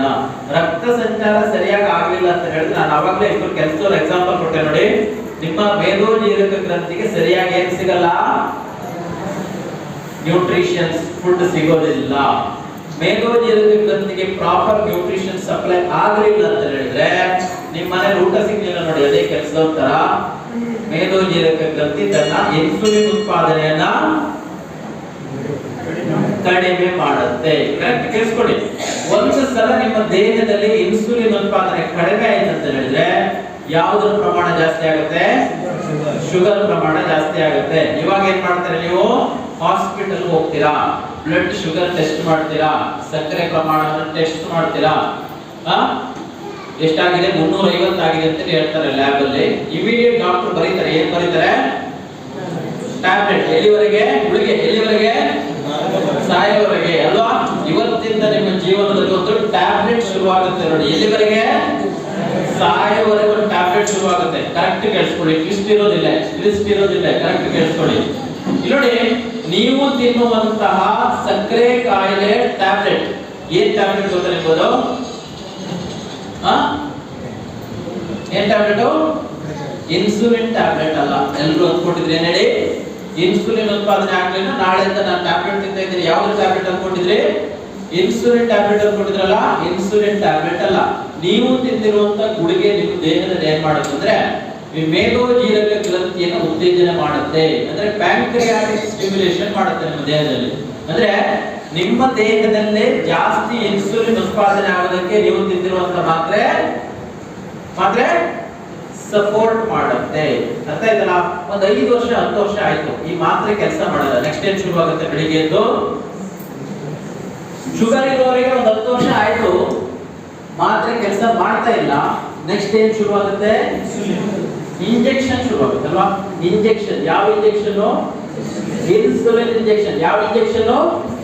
Insulin injection. ಕರೆಕ್ಟ್ ಆಗಿ ಕೇಳಿಸ್ಕೊಳ್ಳಿ. ನಾನು ಏನ್ ಹೇಳಿ ಕೊಟ್ಟಿದ್ದೇನೆ ಅಂತ ಹೇಳಿದ್ರೆ, ಇಷ್ಟು ದಿನ ಈ ಇನ್ಸುಲಿನ್ ಎಲ್ಲಿ ಉತ್ಪಾದನೆ ಆಗ್ತಾ ಇತ್ತು? ಮೇದೋಜೀರಕ ಗ್ರಂಥಿ ನಮ್ಮ ಶರೀರದಲ್ಲಿ ಆಗ್ತಾ ಇತ್ತಲ್ವಾ. ಒಂದು ವಿಚಾರ ನಿಮ್ಗೆ ಗೊತ್ತಿರ್ಲಿ, ನೀವು ಇನ್ಸುಲಿನ್ ತಗೊಳ್ತೀರಾ ಬಿಡ್ತೀರಾ ನನ್ನ ಆ ಸಂಬಂಧ ಇಲ್ಲ ನನಗೆ. ನಾನು ಏನ್ ಹೇಳ್ತಾ ಇದ್ದೀನಿ ಅಂತ ಹೇಳಿದ್ರೆ, ಒಂದು ವಿಚಾರ ನಿಮ್ಗೆ ಗೊತ್ತಿರ್ಬೇಕು. ಏನಂದ್ರೆ, ನಮಗೆ ಬೇಕಾಗುವಂತ ಎಲ್ಲಾ ಮೆಡಿಸಿನ್ ಎಲ್ಲಿ ಉತ್ಪಾದನೆ ಆಗ್ತದೆ? ದೇಹದಲ್ಲೇ ಉತ್ಪಾದನೆ ಆಗುತ್ತೆ. ಈ ವಿಚಾರ ನಿಮ್ಗೆ ಗೊತ್ತಿರಲಿ. ನಿಮಗೆ ಬೇಕಾಗುವಂತ ಎಲ್ಲಾ ಮೆಡಿಸಿನ್ ನಿಮ್ಮ ದೇಹದಲ್ಲೇ ಉತ್ಪಾದನೆ ಆಗುತ್ತೆ. ಯಾವಾಗ? ದೇಹದಲ್ಲಿ ರಕ್ತ ಸಂಚಾರ ಚೆನ್ನಾಗಿದ್ರೆ, ನೀವು ತಿನ್ನುವಂತ ಆಹಾರ ಚೆನ್ನಾಗಿದ್ರೆ, ನೀವು ನಿಮ್ಮ ದೇಹದಲ್ಲಿ ಡಿಟಾಕ್ಸಿಫಿಕೇಶನ್ ಸರಿಯಾಗಿ ಆದ್ರೆ. ಡಿಟಾಕ್ಸಿಫಿಕೇಶನ್ ಅಂದ್ರೆ ಏನು ಗೊತ್ತಾ?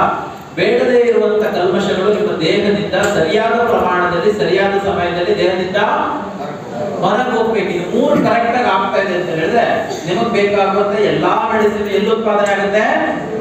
ನಮ್ಮ ದೇಹದಲ್ಲೇ ಉತ್ಪಾದನೆ ಆಗುತ್ತೆ. ಎಲ್ಲರೂ ಅಂದ್ಕೊಂಡಿದ್ದಾರೆ ಶುಗರ್ ಒಂದ್ಸಲ ಬಂತಂದ್ರೆ ಲೈಫ್ ಲಾಂಗ್ ನಾನು ಗುಳಿಗೆ ತಿಂತಾನೆ ಇರ್ಬೇಕು ಅಂದ್ಕೊಂಡಿದ್ದಾರೆ. ನೋಡಿ, ಶುದ್ಧ ಸುಳ್ಳು. ನೀವು ಮನಸ್ಸು ಮಾಡಿ ಡೈಲಿ ವಾಕಿಂಗ್ ಮಾಡಿ, ಎಕ್ಸರ್ಸೈಸ್ ಮಾಡಿ, ಫುಡ್ ಕಂಟ್ರೋಲ್, ಸ್ವೀಟ್ ಗೀಟ್ ಎಲ್ಲ ಬಿಟ್ಟು ಸ್ವಲ್ಪ ಊಟ ಎಲ್ಲ ಕಂಟ್ರೋಲ್ ಮಾಡಿದ್ರೆ 100% ಶುಗರ್ ಕಂಟ್ರೋಲ್ ಬರ್ತಾ ಇತ್ತು. ಅದೇ ದಿನ ಟ್ಯಾಬ್ಲೆಟ್ ತಗೊಳ್ಳೋ ದಿನನೇ. ಅದ ನೀವೇನ್ ಮಾಡ್ತೀರಾ? ಸುಲಭವಾಗಿ ಆಗೋದು ಯಾವುದು? ಟ್ಯಾಬ್ಲೆಟ್ ಇದ್ರೆ ಮುಗಿಯುತ್ತೆ. ನೋಡಿ, ನಮ್ ಜನ ಹೆಂಗಂದ್ರೆ ಎಕ್ಸರ್ಸೈಸ್ ಮಾಡಿ ಅಂದ್ರೆ, ವಾಕಿಂಗ್ ಮಾಡಿ ಅಂದ್ರೆ, ಅಯ್ಯೋ ನನ್ಗೆ ಆಗ್ಬರಲ್ಲ, ನಾನವನಲ್ಲ ಅಂತಾರಲ್ವಾ. ಅದೇ ನಾನು ಊಟ ಗಿಡ ಬಿಡಿ ಅಂದ್ರೆ ಮುಗಿಸ್ ಮತ್ತೆ ಅಯ್ಯೋ ಜೀವ ಬೇಕಿದ್ರು ಬಿಡ್ತೀವಿ ನಾವು, ಊಟ ಅಂತ ಬಿಡಲ್ಲ ಅಲ್ವಾ. ಇದರಿಂದ ಏನಾಗ್ತಾ ಇದೆ ಅಂತ ಹೇಳಿದ್ರೆ, ನೋಡಿ, ಒಂದು 25-30 ವರ್ಷದಿಂದ ನಾವು ಊಟ ಇಲ್ಲದೆ ಇರೋ ಊಟನೆಲ್ಲ ಸೇರಿಸಿ ಇವಾಗ ಮಾಡಿ ಅಲ್ವಾ. ಅವಾಗ ಊಟ ಮಾಡದೇ ಇರೋದನ್ನೆಲ್ಲ ಈ ಜನರೇಷನ್ ಊಟ ಮಾಡಿ ಇವಾಗ ಕಾಯಿಲೆ ಬರ್ತದೆ. ಅವಾಗ ಊಟ ಇದ್ದೇ ಕಾಯಿಲೆ ಬರ್ತದೆ. ಇವಾಗ ಊಟ ಮಾಡಿದ್ರೆ ಪರವಾಗಿಲ್ಲ, ಏನೇನೋ ಹಾಳು ನೋಡು ತಿಂದು ಬರ್ತಾ ಇದೆ ಅಲ್ವಾ. ಅಂದ್ರೆ ದೇಹದಲ್ಲಿ ಈಗ ಊಟವಲ್ಲವನಿಗೆ ರೋಗವಿಲ್ಲ ಅಂತೇಳಿ ಒಂದು ಗಾದೆ ಮಾತಿದೆ ಅಲ್ವಾ. Very very important. ಈ ಟೈಮ್ ಕರೆಕ್ಟ್ ಆಗಿ ವರ್ಕ್ ಆಗುತ್ತೆ ನೋಡಿ. ಅರ್ಥ ಆಯ್ತಾ ನಿಮ್ಗೆ? ಒಂದು ದೇಹದಲ್ಲಿ ಫಿಸಿಕಲ್ ಆಕ್ಟಿವಿಟಿ, ಇನ್ನೊಂದು ಸರಿಯಾದ ಆಹಾರ ಪದ್ಧತಿ, ಮೂರನೇದು ಡಿಟಾಕ್ಸಿಫಿಕೇಶನ್ ಸರಿಯಾಗಿ ಆಗ್ಬೇಕು. ಯಾಕೆ ಈ ಶುಗರ್ ಬಗ್ಗೆ ಎಷ್ಟೊಂದು ಹೇಳ್ತಾ ಇದೆ ಅಂದ್ರೆ, ಪ್ರಪಂಚದಲ್ಲಿ ಅತಿ ಹೆಚ್ಚು ಶುಗರ್ ಪೇಷಂಟ್ ಇಂಡಿಯಾದಲ್ಲಿದೆ. ಯಾವ ಪ್ರಮಾಣದಲ್ಲಿ ಭಾರತದಲ್ಲಿ ಶುಗರ್ ಜಾಸ್ತಿ ಆಗ್ತಾ ಇದೆ ಅಂತ ಹೇಳಿದ್ರೆ ಕರೆಕ್ಟ್ ಆಗಿ ತಿಳಿಸ್ಕೊಳ್ಳಿ. ಭಾರತ ಸರ್ಕಾರ Indian council for medical research ಒಂದು ವರದಿ ಬಿಡುಗಡೆ ಮಾಡಿದೆ 2019 ಇಸ್ವಿಯಲ್ಲಿ. ಯಾರು ಮಾತಾಡಬೇಡಿ. 2019 ಇಸ್ವಿಯಲ್ಲಿ ಭಾರತದಲ್ಲಿ ಟೋಟಲ್ 7 ಕೋಟಿ ಶುಗರ್ ಪೇಷಂಟ್ ಇದ್ದಿದ್ರು. ಎಷ್ಟು? 7 ಕೋಟಿ. ಎಷ್ಟು? ಯಾವಾಗ? 2019ರಲ್ಲಿ 2019 ನಲ್ಲಿ ಇದೇ 2019ರಲ್ಲಿ ಇದ್ದಂತ 7 ಕೋಟಿ ಶುಗರ್ ಪೇಷಂಟ್ಗಳ ಸಂಖ್ಯೆ 2023ರಲ್ಲಿ 13 ಕೋಟಿ ಆಯ್ತು ನೋಡಿ. 13 ಕೋಟಿ ಅಂದ್ರೆ ಕೇವಲ 3-4 ವರ್ಷದಲ್ಲಿ ಡಬಲ್, ಆಲ್ಮೋಸ್ಟ್ ಡಬಲ್ ಆಯ್ತು. ಪ್ರೀ ಡಯಾಬಿಟಿಕ್ ಅಂತ ಕರಿತೀವಿ. ಅಂದ್ರೆ ಈ ಸಕ್ಕರೆ ಕಾಯಿಲೆ ಬಾರ್ಡರ್ ಅಲ್ಲಿ ಇರ್ತಾರೆ ನೋಡಿ, ಈ ಬಾರ್ಡರ್ ಅಲ್ಲಿ ಇರೋದು ಸಂಖ್ಯೆ 5 ಕೋಟಿ ಇತ್ತು ಯಾವಾಗ? 2019ರಲ್ಲಿ. 2023 ಲಾಸ್ಟ್ ಅಲ್ಲಿ ಇದು 10.5 ಕೋಟಿ ಆಯ್ತು. ಇದೇ ICMR ಇನ್ನೊಂದು ಏನ್ ಹೇಳ್ತಾ ಇದೆ ಅಂದ್ರೆ 2027ರ ಅಂತ್ಯದೊಳಗಡೆ ಭಾರತದಲ್ಲಿ ಟೋಟಲ್ ಶುಗರ್ ಪೇಷಂಟ್ ಎಷ್ಟಿರ್ತಾರೆ ಅಂತ ಹೇಳಿದ್ರೆ 25 ಕೋಟಿ ಜನ ಇರ್ತಾರಂತೆ. ಇನ್ನು 1.5 ವರ್ಷದಲ್ಲಿ ಭಾರತದಲ್ಲಿ ಟೋಟಲ್ ಶುಗರ್ ಪೇಷಂಟ್ 25 ಕೋಟಿ ಜನ ಇರ್ತಾರಂತೆ. ಪಕ್ಕದ ಮನೆಯವರಿಗೆ ಮಾತ್ರ ಬರುತ್ತೆ ಅಂದ್ಕೊಳ್ಬೇಡಿ, ನಮ್ಮ ಮನೆಗೂ ಬರುತ್ತೆ. ಇಂಡಿಯನ್ಸ್ ಏನ್ ಥಿಂಕ್ ಮಾಡೋದೇನೆ, ನಮ್ಮ ಮನೆಗೆ ಯಾವುದು ಬರೋದಿಲ್ಲ, ಪಕ್ಕದ ಮನೆಗೆ ಮಾತ್ರ ಬರುತ್ತೆ ಅಲ್ವಾ? ಸಾವು ನಮ್ಮ ಮನೆಗೆ ಬರೋದಿಲ್ಲ ಅಲ್ವಾ? ನಾನು ಕಾಯಿಲೆ ನಮ್ಮ ಮನೆಗೆ ಬರೋದಿಲ್ಲ, ನಮಗೂ ಬರೋದಿಲ್ಲ, ಬಂದ್ಮೇಲೆ ಗೊತ್ತಾಗೋದು ಎಲ್ರಿಗೂ. ಅದರಿಂದ ನಾನು ಏನ್ ಹೇಳಿಕೊಟ್ಟಿದ್ದೀನಿ ಅಂತ ಹೇಳಿದ್ರೆ, ಈ ಹೆಲ್ತ್ ಯಾರಿಗೆ ಶುಗರ್ ಬರ್ಲಿಲ್ಲ ನೀವು ಬರೋದಕ್ಕೆ ಬಿಡಬೇಡಿ, ಯಾರ್ಯಾರಿಗೆ ಬಂದಿದೆ ಕಂಟ್ರೋಲ್ ಮಾಡಿಕೊಳ್ಳಿ. ನಿಮ್ಮ ಮನೆಯಲ್ಲಿರುವಂತ ಮಕ್ಕಳಿಗೆ ಮೊಮ್ಮಕ್ಕಳಿಗೆ ಹೆಲ್ತ್ ಎಜುಕೇಶನ್ ಎನ್ನುವಂಥದ್ದನ್ನ ಪ್ರೈಮರಿ ಚಿಕ್ಕ ವಯಸ್ಸಿಂದಲೇ ಹೇಳಿಕೊಡೋದಕ್ಕೆ ಶುರು ಮಾಡಿ. ಕುರ್ಕುರೆ ಪ್ಯಾಕೆಟ್, ಲೇಸ್ ಪ್ಯಾಕೆಟ್ ಕೊಟ್ಟು ಸೈಡಲ್ಲಿ ಮುಗಿಸಿದ್ರಂದ್ರೆ 100% ಮುಂದಿನ ದಿನಗಳು ಭಯಾನಕವಾಗಿರುತ್ತೆ. ಅರ್ಥಾಯ್ತಲ್ಲ? 2 ಗಂಟೆ ಲೇಸ್ ಪ್ಯಾಕೆಟ್ ಕೊಟ್ಟು ಮತ್ತಿನ್ನೊಂದು 2 ಗಂಟೆ ಮೊಬೈಲ್ ಕೊಟ್ಟರೆ ಬಾಕಿ ಉಳಿದಿರೋ ಟೈಮ್ ಸ್ಕೂಲಲ್ಲಿ ಹೋಗುತ್ತಲ್ಲ, ಪೇರೆಂಟಿಂಗ್ ಮುಗಿಬಿಡುತ್ತಲ್ವಾ? ಆ ಕೆಲಸ ಮಾಡಿದ್ರೆ 100% ಅನುಭವಿಸ್ತೀವಿ. ಮೊನ್ನೆ ಈ ಹಾರ್ಟ್ ಅಟ್ಯಾಕ್ ಒಂದು ನ್ಯೂಸ್ ಬರ್ತಾ ಇತ್ತು, ಗೊತ್ತಾ ನಿಮ್ಗೆ? ನೋಡಿದ್ರಾ? ಟಿವಿನಲ್ಲಿ ಗೊತ್ತಾಯ್ತು ನೋಡಿದ್ರಾ? ಅದಕ್ಕೆ ಡಾಕ್ಟರ್ ಮಂಜುನಾಥ್ ಅವರು ಒಂದು ಮಾತು ಹೇಳಿದ್ರು. ಏನ್ ಹೇಳಿದ್ರು ಅಂದ್ರೆ, ಕಳೆದ 20 ವರ್ಷಗಳಲ್ಲಿ ಭಾರತದಲ್ಲಿ ಆಗಿರುವಂತಹ ಜೀವನ ಶೈಲಿ ಬದಲಾವಣೆ, ತಿನ್ನುವಂತಹ ಆಹಾರದಲ್ಲಿನ ಬದಲಾವಣೆಯಿಂದಾಗಿ ಭಾರತದಲ್ಲಿ ಈ ಪ್ರಮಾಣದಲ್ಲಿ ಹೌದು ಈಗ ಬಂದಿರೋದು ಬರೀ ಟೀಸರ್ ಅಷ್ಟೇ, ಇನ್ನು ಟ್ರೈಲರ್ ಬರೋದಿದೆ, ಪಿಕ್ಚರ್ ಅಭಿ ಬಾಕಿ ಹೇ ಅಂತ ಹೇಳಿದ್ದಾರೆ ಡಾಕ್ಟರು. ಅರ್ಥ ಆಯ್ತಾ ನಿಮ್ಗೆ?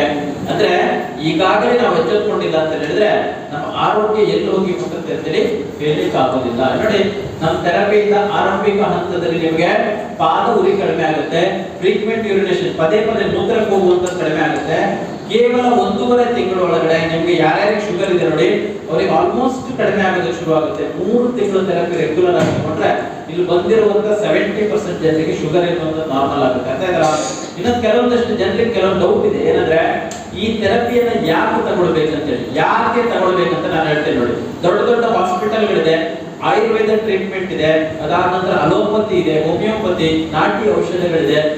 ಎಲ್ಲ ಇದ್ರೂ ಈ ಥೆರಪಿನೇ ಯಾಕೆ ತಗೊಳ್ಬೇಕಂತ ಕೆಲವರಲ್ಲಿ ಡೌಟ್ ಇದೆ. ಯಾಕೆ ತಗೊಳ್ಬೇಕಂದ್ರೆ ನಿಮ್ಮ ಹತ್ರ ಎಷ್ಟೇ ದುಡ್ಡು ಇರಲಿ, ಬೇಕಿದ್ರೆ ನೀವು ಡಾಕ್ಟರೇ ಆಗಲಿ, ಬೇಕಿದ್ರೆ ನೀವು MLA ಆಗಿರಿ, ಕೆಲವೊಂದು ಕಾಯಿಲೆಗಳಿಗೆ ಇದರಲ್ಲಿ ಮಾತ್ರ ಆಗುವಂಥದ್ದು ಕೆಲವೊಂದಷ್ಟಿದೆ.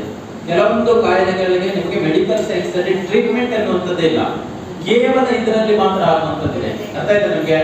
ಯಾವುದಂತ ಲಾಸ್ಟ್ ಅಲ್ಲಿ ಹೇಳ್ತೀನಿ. ಫಸ್ಟ್ ಆಗುವಂಥದ್ದು ನಿದ್ರಾಹೀನತೆ, ಇನ್ಸೋಮಿನಿಯಾ ಅಂತ ಕರಿತೀವಿ. ಈ ನಿದ್ರಾಹೀನತೆ ಪ್ರಾಬ್ಲಮ್ಗೆ ಇದರಷ್ಟು ಬೆಸ್ಟ್ ಸೊಲ್ಯೂಷನ್ ನಿಮಗೆ ಬೇರೆ ಎಲ್ಲೂ ಸಿಗ್ಲಿಕ್ಕೆ ಚಾನ್ಸ್ ಇಲ್ಲ. ಅದಾದ ನಂತರ ಅತಿ ಹೆಚ್ಚು ಜನರಿಗೆ ಈ ಮಧ್ಯ ಕರ್ನಾಟಕದಲ್ಲಿ ಬರ್ತೀರ ನೀವು ಅಲ್ವಾ? ಉತ್ತರ ಕರ್ನಾಟಕ ಅಲ್ಲ, ದಕ್ಷಿಣ ಅಲ್ಲ, ನಿಮ್ದು ಮಧ್ಯ ಉತ್ತರ ಕರ್ನಾಟಕ ಬರುತ್ತಾ? ಓಕೆ, ಇಲ್ಲಿಂದ ಸ್ಟಾರ್ಟ್ ಆಗ್ಬಿಡುತ್ತೆ ನೋಡಿ. ನಿಮ್ಗೆ ನೀರಿನಲ್ಲಿ ಫ್ಲೋರೈಡ್ ಕಂಟೆಂಟ್ ಎನ್ನುವಂಥದ್ದು ನೆಕ್ಸ್ಟ್ ಸ್ಟಾರ್ಟ್ ಆಗ್ಬಿಡುತ್ತೆ. ಅಂದ್ರೆ ಈ ಭಾಗದಲ್ಲಿ 90% ಜನರಿಗೆ ಮೊಣಕಾಲು ನೋವು ಅಥವಾ ಮಂಡಿ ನೋವು ಇದ್ದೇ ಇರುತ್ತೆ. ಬೇರೆ ಎಲ್ಲ ಕಡೆಗಳಲ್ಲಿ ಒಂದು 40 to 50% ಇದೆ. ಇಲ್ಲಿ ದಾಟಿದ್ವಿ ನಾವು ಅಂತ ಹೇಳಿದ್ರೆ ಇಮಿಡಿಯೇಟ್ ಆಗಿ ನಿಮಗೆ 35-40 ವರ್ಷಕ್ಕೆ ಮಂಡಿ ನೋವು ಸ್ಟಾರ್ಟ್ ಆಗ್ಬಿಡುತ್ತೆ. ಅದೊಂದೇ ಕಾರಣ ಅಂತ ನಾನು ಹೇಳೋದಿಲ್ಲ. ನೋಡಿ, ಈ ಒಂದು 25-30 ವರ್ಷದ ಹಿಂದೆ ಈ ಪ್ರಮಾಣದಲ್ಲಿ ಈ ಮೊಣಕಾಲು ನೋವು ಎನ್ನುವಂಥದ್ದು ಇರಲಿಲ್ಲ. ಈಗ ಜಾಸ್ತಿ ಆಗಿದೆ. ಹೋಗ್ತೀರಾ 100%. ಈಗ 35 ವಯಸ್ಸಿಗೆ ಸುಮಾರು ಜನರಿಗೆ ಈ ಮೊಣಕಾಲು ನೋವು ಶುರುವಾಗುತ್ತೆ. ನೋಡಿ, ಒಂದು ವಿಚಾರ ನಿಮ್ಗೆ ಗೊತ್ತಿರಲಿ. ಈ ಮೊಣಕಾಲು ನೋವು ಬರೋದ್ರ ಬಗ್ಗೆ ನಾವು ಮಾತಾಡೋದಕ್ಕಿಂತ ಮುಂಚೆ ಈ ಜಾಯಿಂಟ್ ಅಂತ ಏನ್ ಕರಿತೀವಿ ನೋಡಿ, ಈ ಮೊಣಕಾಲು ಅಥವಾ ಈ ಜಾಯಿಂಟ್ ಇದೆ ನೋಡಿ, ಇದರ ರಚನೆ ಹೇಗಾಗಿರುತ್ತೆ, ದೇವರ ಸೃಷ್ಟಿ ಇದರಲ್ಲಿ ಹೇಗೆ ಮಾಡಿರ್ತಾರೆ ಅಂತ ಹೇಳಿದ್ರೆ, ಈ ಮಂಡಿ ಅಥವಾ ಜಾಯಿಂಟ್ ನ ಒಳಗಡೆ ಲಿಗಮೆಂಟ್ ಗಳ ಮಧ್ಯದಲ್ಲಿ ಸೈನೋವಿಯಲ್ ಫ್ಲೂಯಿಡ್ ಅನ್ನುವಂತ ಒಂದು ಜೆಲ್ ಇರ್ತದೆ. ಈಗ ವೆಹಿಕಲ್ ಗಳಲ್ಲಿ ಘರ್ಷಣೆ ಆಗಬಾರ್ದು, ಫ್ರಿಕ್ಷನ್ ಆಗಬಾರ್ದು ಅಂತ ಏನ್ ಯೂಸ್ ಮಾಡ್ತಾರೆ? ಗ್ರೀಸ್ ಮತ್ತೆ ಆಯಿಲ್ ಲ್ಯೂಬ್ರಿಕೇಟ್ ಅಲ್ವಾ, ಅಂದ್ರೆ ಜಾರ್ಲಿಕ್ಕೆ ಸಪೋರ್ಟ್ ಆಗಲಿ, ಅಂದ್ರೆ ಲೋಡೆ ರೀತಿಯಲ್ಲಿ ಜಾರ್ಲಿಕ್ಕೆ ಸಪೋರ್ಟ್ ಆಗಲಿ ಅಂತೇಳಿ ವೆಹಿಕಲ್ ಗಳಲ್ಲಿ ಗ್ರೀಸ್ ಮತ್ತೆ ಆಯಿಲ್ ಅನ್ನು ಯೂಸ್ ಮಾಡ್ತಾರಲ್ವಾ, ಅದೇ ರೀತಿಯಲ್ಲಿ ನಿಮ್ಮ ಗಂಟುಗಳ ಎಲ್ಲಾ ಮೂಳೆಗಳ ಗಂಟುಗಳ ಮಧ್ಯದಲ್ಲಿ ಈ ಜಾರ್ಲಿಕ್ಕೆ ಸಪೋರ್ಟ್ ಆಗುವಂತಹ ಸೈನೋವಿಯಲ್ ಫ್ಲೂಯಿಡ್ ಇರುತ್ತೆ.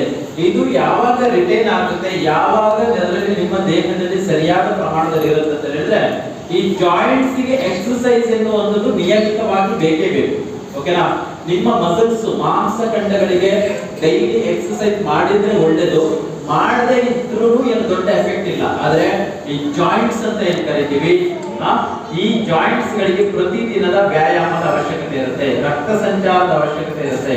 ಆವಾಗ ಮಾತ್ರ ಈ ಸೈನೋವಿಯಲ್ ಫ್ಲೂಯಿಡ್ ನೋಡಿ, ಯಾವಾಗ ನಿಮ್ಮ ದೇಹದಲ್ಲಿ ಫಿಸಿಕಲ್ ಆಕ್ಟಿವಿಟಿ ಕಡಿಮೆ ಆಗಿ ನಿಮ್ಮ ದೇಹದಲ್ಲಿ ಈ ಜೆಲ್ ಕಡಿಮೆ ಆಗ್ತಾ ಬಂದ್ರೆ ಕಾರ್ಟಿಲೇಜ್ ಒಂದಕ್ಕೊಂದು ಟಚ್ ಆಗೋದಕ್ಕೆ ಶುರುವಾಗುತ್ತೆ, ಮೂಳೆ ಸವೆತ ಎನ್ನುವಂಥದ್ದು ಕಾಣಿಸ್ಕೊಳ್ಳುತ್ತೆ. ಅರ್ಥ ಆಯ್ತಾ ನಿಮ್ಗೆ?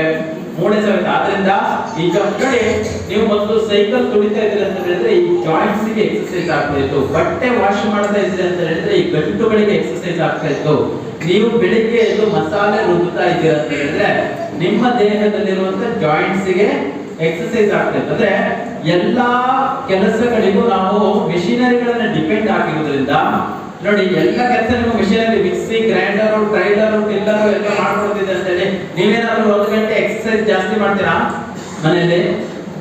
ಮಾಡ್ತೀರಾ? ನಿನ್ನೆ ನೋಡಿ ಸೀರಿಯಲ್ ಅನ್ನ ಪುನಃ ಬೆಳಿಗ್ಗೆ ಹಾಕೊಂಡು ನೋಡ್ತೀವಿ ಬಿಟ್ರೆ ನಾವು, ಗಂಡಸರು ಹಾಗೆ IPL ಮ್ಯಾಚ್ ನಿನ್ನೆ ಮುಗ್ದಿರುತ್ತೆ, ಮತ್ತೆ ಬೆಳಿಗ್ಗೆ ಹಾಕೊಂಡು ನೋಡ್ತೀವಿ ಬಿಟ್ರೆ ನಾವು ಅದನ್ನಂತೂ ಮಾಡೋದೇ ಇಲ್ಲ ಅಲ್ವಾ. ನೋಡಿ, ಜೀವನ ಶೈಲಿಯನ್ನು ಬದಲಾವಣೆ ಮಾಡಿಕೊಳ್ಳಲೇಬೇಕು, ಅನಿವಾರ್ಯವಾಗಿ ಅದು ನೀವು ಮಾಡಿಕೊಳ್ಳಲೇಬೇಕು, ಅವಾಗ ಮಾತ್ರ. ನೋಡಿ, ಮತ್ತೊಂದು ಇನ್ನೊಂದೇನಾಗುತ್ತೆ ಗೊತ್ತಾ, ಈ ಹಳ್ಳಿಗಳಲ್ಲಿ ಏನ್ ಮಾಡ್ತೀರಾ ನೀವು, ಒಂದು ಗಂಟು ನೋವು ಜಾಯಿಂಟ್ ಪೇನ್ ಆಯ್ತು ಅಂತ ಹೇಳಿದ್ರೆ ಇಮಿಡಿಯೇಟ್ ಎಂತ ಮಾಡ್ತೀರಾ, ಏನ್ ಮಾಡ್ತೀರಾ, ಡಾಕ್ಟರ್ ಹತ್ರ ಕೆಲವರು ಮಾತ್ರ ಹೋಗ್ತಾರೆ. ಇಲ್ಲಿ ಲೇಡೀಸ್ ಜಾಸ್ತಿ ಏನ್ ಮಾಡ್ತಾರೆ ಗೊತ್ತಾ, ಲೇಡೀಸ್ ಮನೆಯಲ್ಲಿರೋ ಮಕ್ಕಳನ್ನ ಅಂಗಡಿಗೆ ಕಳಿಸಿ, ಹೌದು ಯಾವ್ದು ತರ್ತಾರೆ ವಿಕ್ಸ್ ಆಕ್ಷನ್ 500, ಒಂದಲ್ಲ ಮಗನೇ 5 ತಗೊಂಡು ಬರ್ತೀರಾ ಅಲ್ವಾ, 5 ಚಾಕ್ಲೇಟ್ ತಿಂದಿರ್ತಾರೆ ವಿಕ್ಸ್ ಆಕ್ಷನ್ 500. ನೋಡಿ, ಒಂದು ವಿಚಾರ, ಡಾಕ್ಟರ್ ಪ್ರಿಸ್ಕ್ರಿಪ್ಷನ್ ಪ್ರಕಾರ ಅಗತ್ಯವಿದ್ದಾಗ ನೀವು ಮಾತ್ರೆಯನ್ನು ತಗೊಳ್ಬೇಡಿ, ಹಾಸ್ಪಿಟಲ್ಗೆ ಹೋಗ್ಬೇಡಿ ಅಂತ ನಾನು ಹೇಳೋದಲ್ಲ ಇದು. ನೋಡಿ, ಪೇನ್ ಕಿಲ್ಲರ್ ಹೇಗೆ ವರ್ಕ್ ಮಾಡುತ್ತಂತ ನಾನು ಹೇಳ್ತೀನಿ, ಆಮೇಲೆ ತಗೊಳ್ಳೋದು ಬಿಡೋದು ನಿಮಗೆ ಬಿಟ್ಟು ವಿಚಾರ. ಓಕೆನಾ, ಚಾಕ್ಲೇಟ್ ತಿಂದಂಗೆ ಡೈಲಿ 500 mg ಟ್ಯಾಬ್ಲೆಟ್ ತಿಂದ್ರೆ ಅದು ಹೆಂಗ್ ಕೆಲಸ ಮಾಡುತ್ತಂತ ನಾನು ಹೇಳ್ತೀನಿ. ನೋಡಿ, ಒಂದು ವಿಚಾರ ಕರೆಕ್ಟ್ ಆಗಿ ಕೇಳಿಸ್ಕೊಳ್ಳಿ, ನಿಮ್ಗೆ ಕಾಲು ನೋವು ಇರೋದಿಲ್ಲನೆ, ತಲೆನೋವಿದೆ ಅಂದ್ರೆ ನೀವು ಕಾಲು ನೋವಿಗೆ ಟ್ಯಾಬ್ಲೆಟ್ ತಿಂದ್ರೆ ಕಾಲು ನೋವು ಹೋಗುತ್ತೆ, ತಲೆನೋವು ಹೋಗುತ್ತಲ್ವಾ. ಅಂದ್ರೆ ನಮ್ಗೆ ಇದರಿಂದ ಏನ್ ಅರ್ಥ ಆಗುತ್ತೆ ಅಂದ್ರೆ ನೀವು ತಿಂದಿರುವಂತ ನೋವಿನ ಮಾತ್ರೆಗೆ ಗೊತ್ತಿಲ್ಲ ನಿಮಗೆ ಯಾವ ನೋವಿದೆ ಅಂತ ಹೇಳಿ. ಅರ್ಥ ಆಯ್ತಲ್ಲ? ಇದು ಹೇಗೆ ಕೆಲಸ ಮಾಡುತ್ತೆ ಅಂತ ನಾನು ಹೇಳ್ತೇನೆ. ನಮ್ಮ ದೇಹದಲ್ಲಿ 2 ರೀತಿಯ ನರಗಳಿರುತ್ತೆ, ಒಂದು ಸೆನ್ಸರಿ ನರ್ವ್ಸ್, ಒಂದು ಮೋಟರಿ ನರ್ವ್ಸ್ ಅಂತ ಕರಿತೀವಿ. ಕನ್ನಡದಲ್ಲಿ ಕ್ರಿಯಾವಾಹಿನಿ ನರಗಳು ಮತ್ತೆ ಜ್ಞಾನವಾಹಿನಿ ನರಗಳು ಅಂತ 2 ವಿಧದ ನರಗಳಿದೆ. ಓಕೆನಾ, ಈ ಜ್ಞಾನವಾಹಿನಿ ನರಗಳು ಏನ್ ಕೆಲಸ ಮಾಡುತ್ತೆ ಅಂತ ಹೇಳಿದ್ರೆ ನಿಮ್ಮ ದೇಹದ ಯಾವುದೇ ಭಾಗದಲ್ಲಿ ನೋವಿದ್ರೆ ಆ ನೋವಿನ ಸಿಗ್ನಲ್ ಅನ್ನು ಮೆದುಳಿಗೆ ತಗೊಂಡು ಹೋಗಿ ಕೊಡುವಂತದ್ದು ಯಾರು? ಜ್ಞಾನವಾಹಿನಿ ನರಗಳು. ಈ ವಿಕ್ಸ್ ಆಕ್ಷನ್ 500 ಅಥವಾ ಪೇನ್ ಕಿಲ್ಲರ್ ಮಾತ್ರೆ ನೀವು ತಿಂದ ತಕ್ಷಣ 5 ರಿಂದ 6 ಗಂಟೆಗಳ ಕಾಲ ನಿಮ್ಮ ಜ್ಞಾನವಾಹಿನಿ ನರಗಳು ಕೆಲಸ ಮಾಡೋದಿಲ್ಲ. ಅಂದ್ರೆ ನಿಮ್ ನೋವು ಹಂಗೆ ಇದೆ, ನಿಮ್ಮ ನೋವಿನ ಅನುಭವ ನಿಮ್ಗೆ ಆಗೋದಿಲ್ಲ. ಒಂದು ವಿಚಾರ ಗೊತ್ತಲ್ಲಿ, ನೋವಿನ ಮಾತ್ರೆ ನಿಮ್ಮ ನೋವನ್ನ ಮರೆಮಾಚುತ್ತೆ ಹೊರತು ಹೋಗಲಾಡಿಸುವುದಿಲ್ಲ. ಅರ್ಥ ಆಯ್ತಲ್ಲ? ಅಂದ್ರೆ ಯಾವಾಗ ತಿನ್ಬೇಕು ಇದನ್ನ? In case of emergency. 3 ತಿಂಗಳಿಗೆ ಏನೋ ಬರ್ತಾ ಇದೆ, 100 mg ತಿನ್ನಿ, ಏನೋ ಆಗೋದಿಲ್ಲ, ಒಳ್ಳೆ ನಿದ್ದೆ ಬರ್ತದೆ. ಓಕೆನಾ, ವಿಪರೀತವಾಗಿ ಯಾವುದೋ ಒಂದು ಸರ್ಜರಿ ಮಾಡಿದರೆ ನೋವಿದೆ, ಒಂದು 3 ದಿನ ಡಾಕ್ಟರ್ ತಿನ್ನೋದಕ್ಕೆ ಹೇಳಿದ್ದಾರೆ, ತಿನ್ನಿ, ನೋ ಪ್ರಾಬ್ಲಮ್, ಏನೂ ಆಗೋದಿಲ್ಲ. ಓಕೆನಾ, ಅದಾದ್ಮೇಲೆ ಎಲ್ಲೋ ಒಂದ್ಸಲ, ವರ್ಷದಲ್ಲಿ ಒಂದ್ಸಲ 2 ಸಲ ಏನೋ ಎಮರ್ಜೆನ್ಸಿ ನೀವು ತಿಂದ್ರೆ ನೋ ಪ್ರಾಬ್ಲಮ್. ಯಾವತ್ತು ನಿಮ್ಗೆ ಮೊಣಕಾಲು ನೋವಿದೆ, ಕಾಲು ನೋವಿದೆ, ಕುತ್ತಿಗೆ ನೋವಿದೆ ಅಂತೇಳಿ ಡೈಲಿ ಮಾತ್ರೆ ತರ್ಸ್ಕೊಂಡು ತಿಂದ್ರಿ ಅಂದ್ರೆ 100% ಕಿಡ್ನಿ ಇರ್ಬೋದು, ಲಿವರ್ ಇರ್ಬೋದು, ಇಂಟೆಸ್ಟೈನ್, ಕರುಳುಗಳಲ್ಲಿ, ಹೊಟ್ಟೆಯಲ್ಲಿ, ಕಿಡ್ನಿಯಲ್ಲಿ, ಲಿವರ್ ಅಲ್ಲಿ, ನಿಮ್ಮ ದೇಹದ ಒಳಗಡೆ ಇರುವಂತಹ ಅಂಗಾಂಗಗಳಲ್ಲಿ ಪ್ರಾಬ್ಲಮ್. ನೋಡಿ, ಯುರೋಪಿಯನ್ ಕಂಟ್ರೀಸ್ ನಿಮ್ಮ ಮಕ್ಕಳ ಕೇಳಿ. ಓಕೆ, ಯುರೋಪಿಯನ್ ಕಂಟ್ರೀಸ್ ಅಲ್ಲಿ ನಿಮ್ಮ ಮಕ್ಕಳು ಯಾರಾದ್ರೂ ಇದ್ರೆ ಕೇಳಿ 20 mg ಗಿಂತ ಜಾಸ್ತಿ ಟ್ಯಾಬ್ಲೆಟ್ ಅನ್ನು ಡಾಕ್ಟರ್ ಪ್ರಿಸ್ಕ್ರಿಪ್ಷನ್ ಇಲ್ಲದೆ ಕೊಡೋಂಗೇ ಇಲ್ಲ. ಇಲ್ಲಿ 500 mg 1000 mg tablet TV advertisement ಬರುತ್ತೆ, ಡಾಕ್ಟರ್ ಹತ್ರ ಕೇಳಲ್ಲ, ನೀವೇ ಮಕ್ಕಳನ್ನ ಅಂಗಡಿ ಕಳಿಸಿ ತಗೊಂಡು ತಿಂತಾ ಇದ್ದೀರಾ. ಇದರಿಂದ 100% ಇಂಟರ್ನಲ್ ಆರ್ಗನ್ಸ್ ರಿಲೇಟೆಡ್ ಪ್ರಾಬ್ಲಮ್ ಕೂಡ ಕಾಣಿಸ್ಕೊಂಡಿದೆ. ನೋಡಿ ನಮ್ಮ ಥೆರಪಿ ಬಂದಂತ ನೀವು ನೋಡಿದ್ದೀರಾ, ಇಷ್ಟು ಜನ 300 ಜನ ಡೈಲಿ ಬರ್ತಾ ಇದ್ದಾರೆ ಅಂತ ಹೇಳಿದ್ರೆ ಅವರ ದೇಹದಲ್ಲಿ ಏನೋ ಒಂದು ಬದಲಾವಣೆ ಆಗಿರೋದು ನೀವು ಗಮನಿಸಿದ್ರ. ಒಂದು ಗ್ರಾಮ ಸಭೆ ಮಾಡಿದ್ರೆ 50 ಜನಕ್ಕೆ ಸೇರ್ಸಕ್ಕಾಗಲ್ಲ. ಇವಾಗ ನಮ್ಮ ಥೆರಪಿ 300 ಜನ ಡೈಲಿ ಬರ್ತಾ ಇದ್ದಾರೆ ಅಂತ ಹೇಳಿದ್ರೆ ಅರ್ಧ ಗಂಟೆ ವೆಯ್ಟ್ ಮಾಡಿ ಮನೆಗೆ ಬರೋದಕ್ಕೆ ಅರ್ಧ ಗಂಟೆ ತಗೊಂಡು ಇಲ್ಲಿ ವೆಯ್ಟ್ ಮಾಡಿ ಅರ್ಧ ಗಂಟೆ ಥೆರಪಿ ತಗೊಂಡು ಮತ್ತೆ ಮನೆಗೆ ಹೋಗಿ ಮತ್ತೆ ಡೈಲಿ ಬರ್ತಾ ಇದ್ದಾರೆ ಅಂತ ಹೇಳಿದ್ರೆ ಎಲ್ಲೂ ಆಗದೆ ಇರುವಂತ ನೋವು ಕೆಲವರಿಗೆ ನಿವಾರಣೆ ಆಗಿದೆ, ಅದಕ್ಕೋಸ್ಕರ ಬರ್ತಾ ಇದ್ದಾರೆ. ಅರ್ಥ ಆಯ್ತಾ? ನಾನು ಯಾರಿಗೆ ಆಗಿಲ್ಲ ಕೇಳೋದಿಲ್ಲ, ಆಲ್ಮೋಸ್ಟ್ ಎಲ್ರಿಗೂ ನೋವು ಕಡಿಮೆ ಆಗಿದೆ.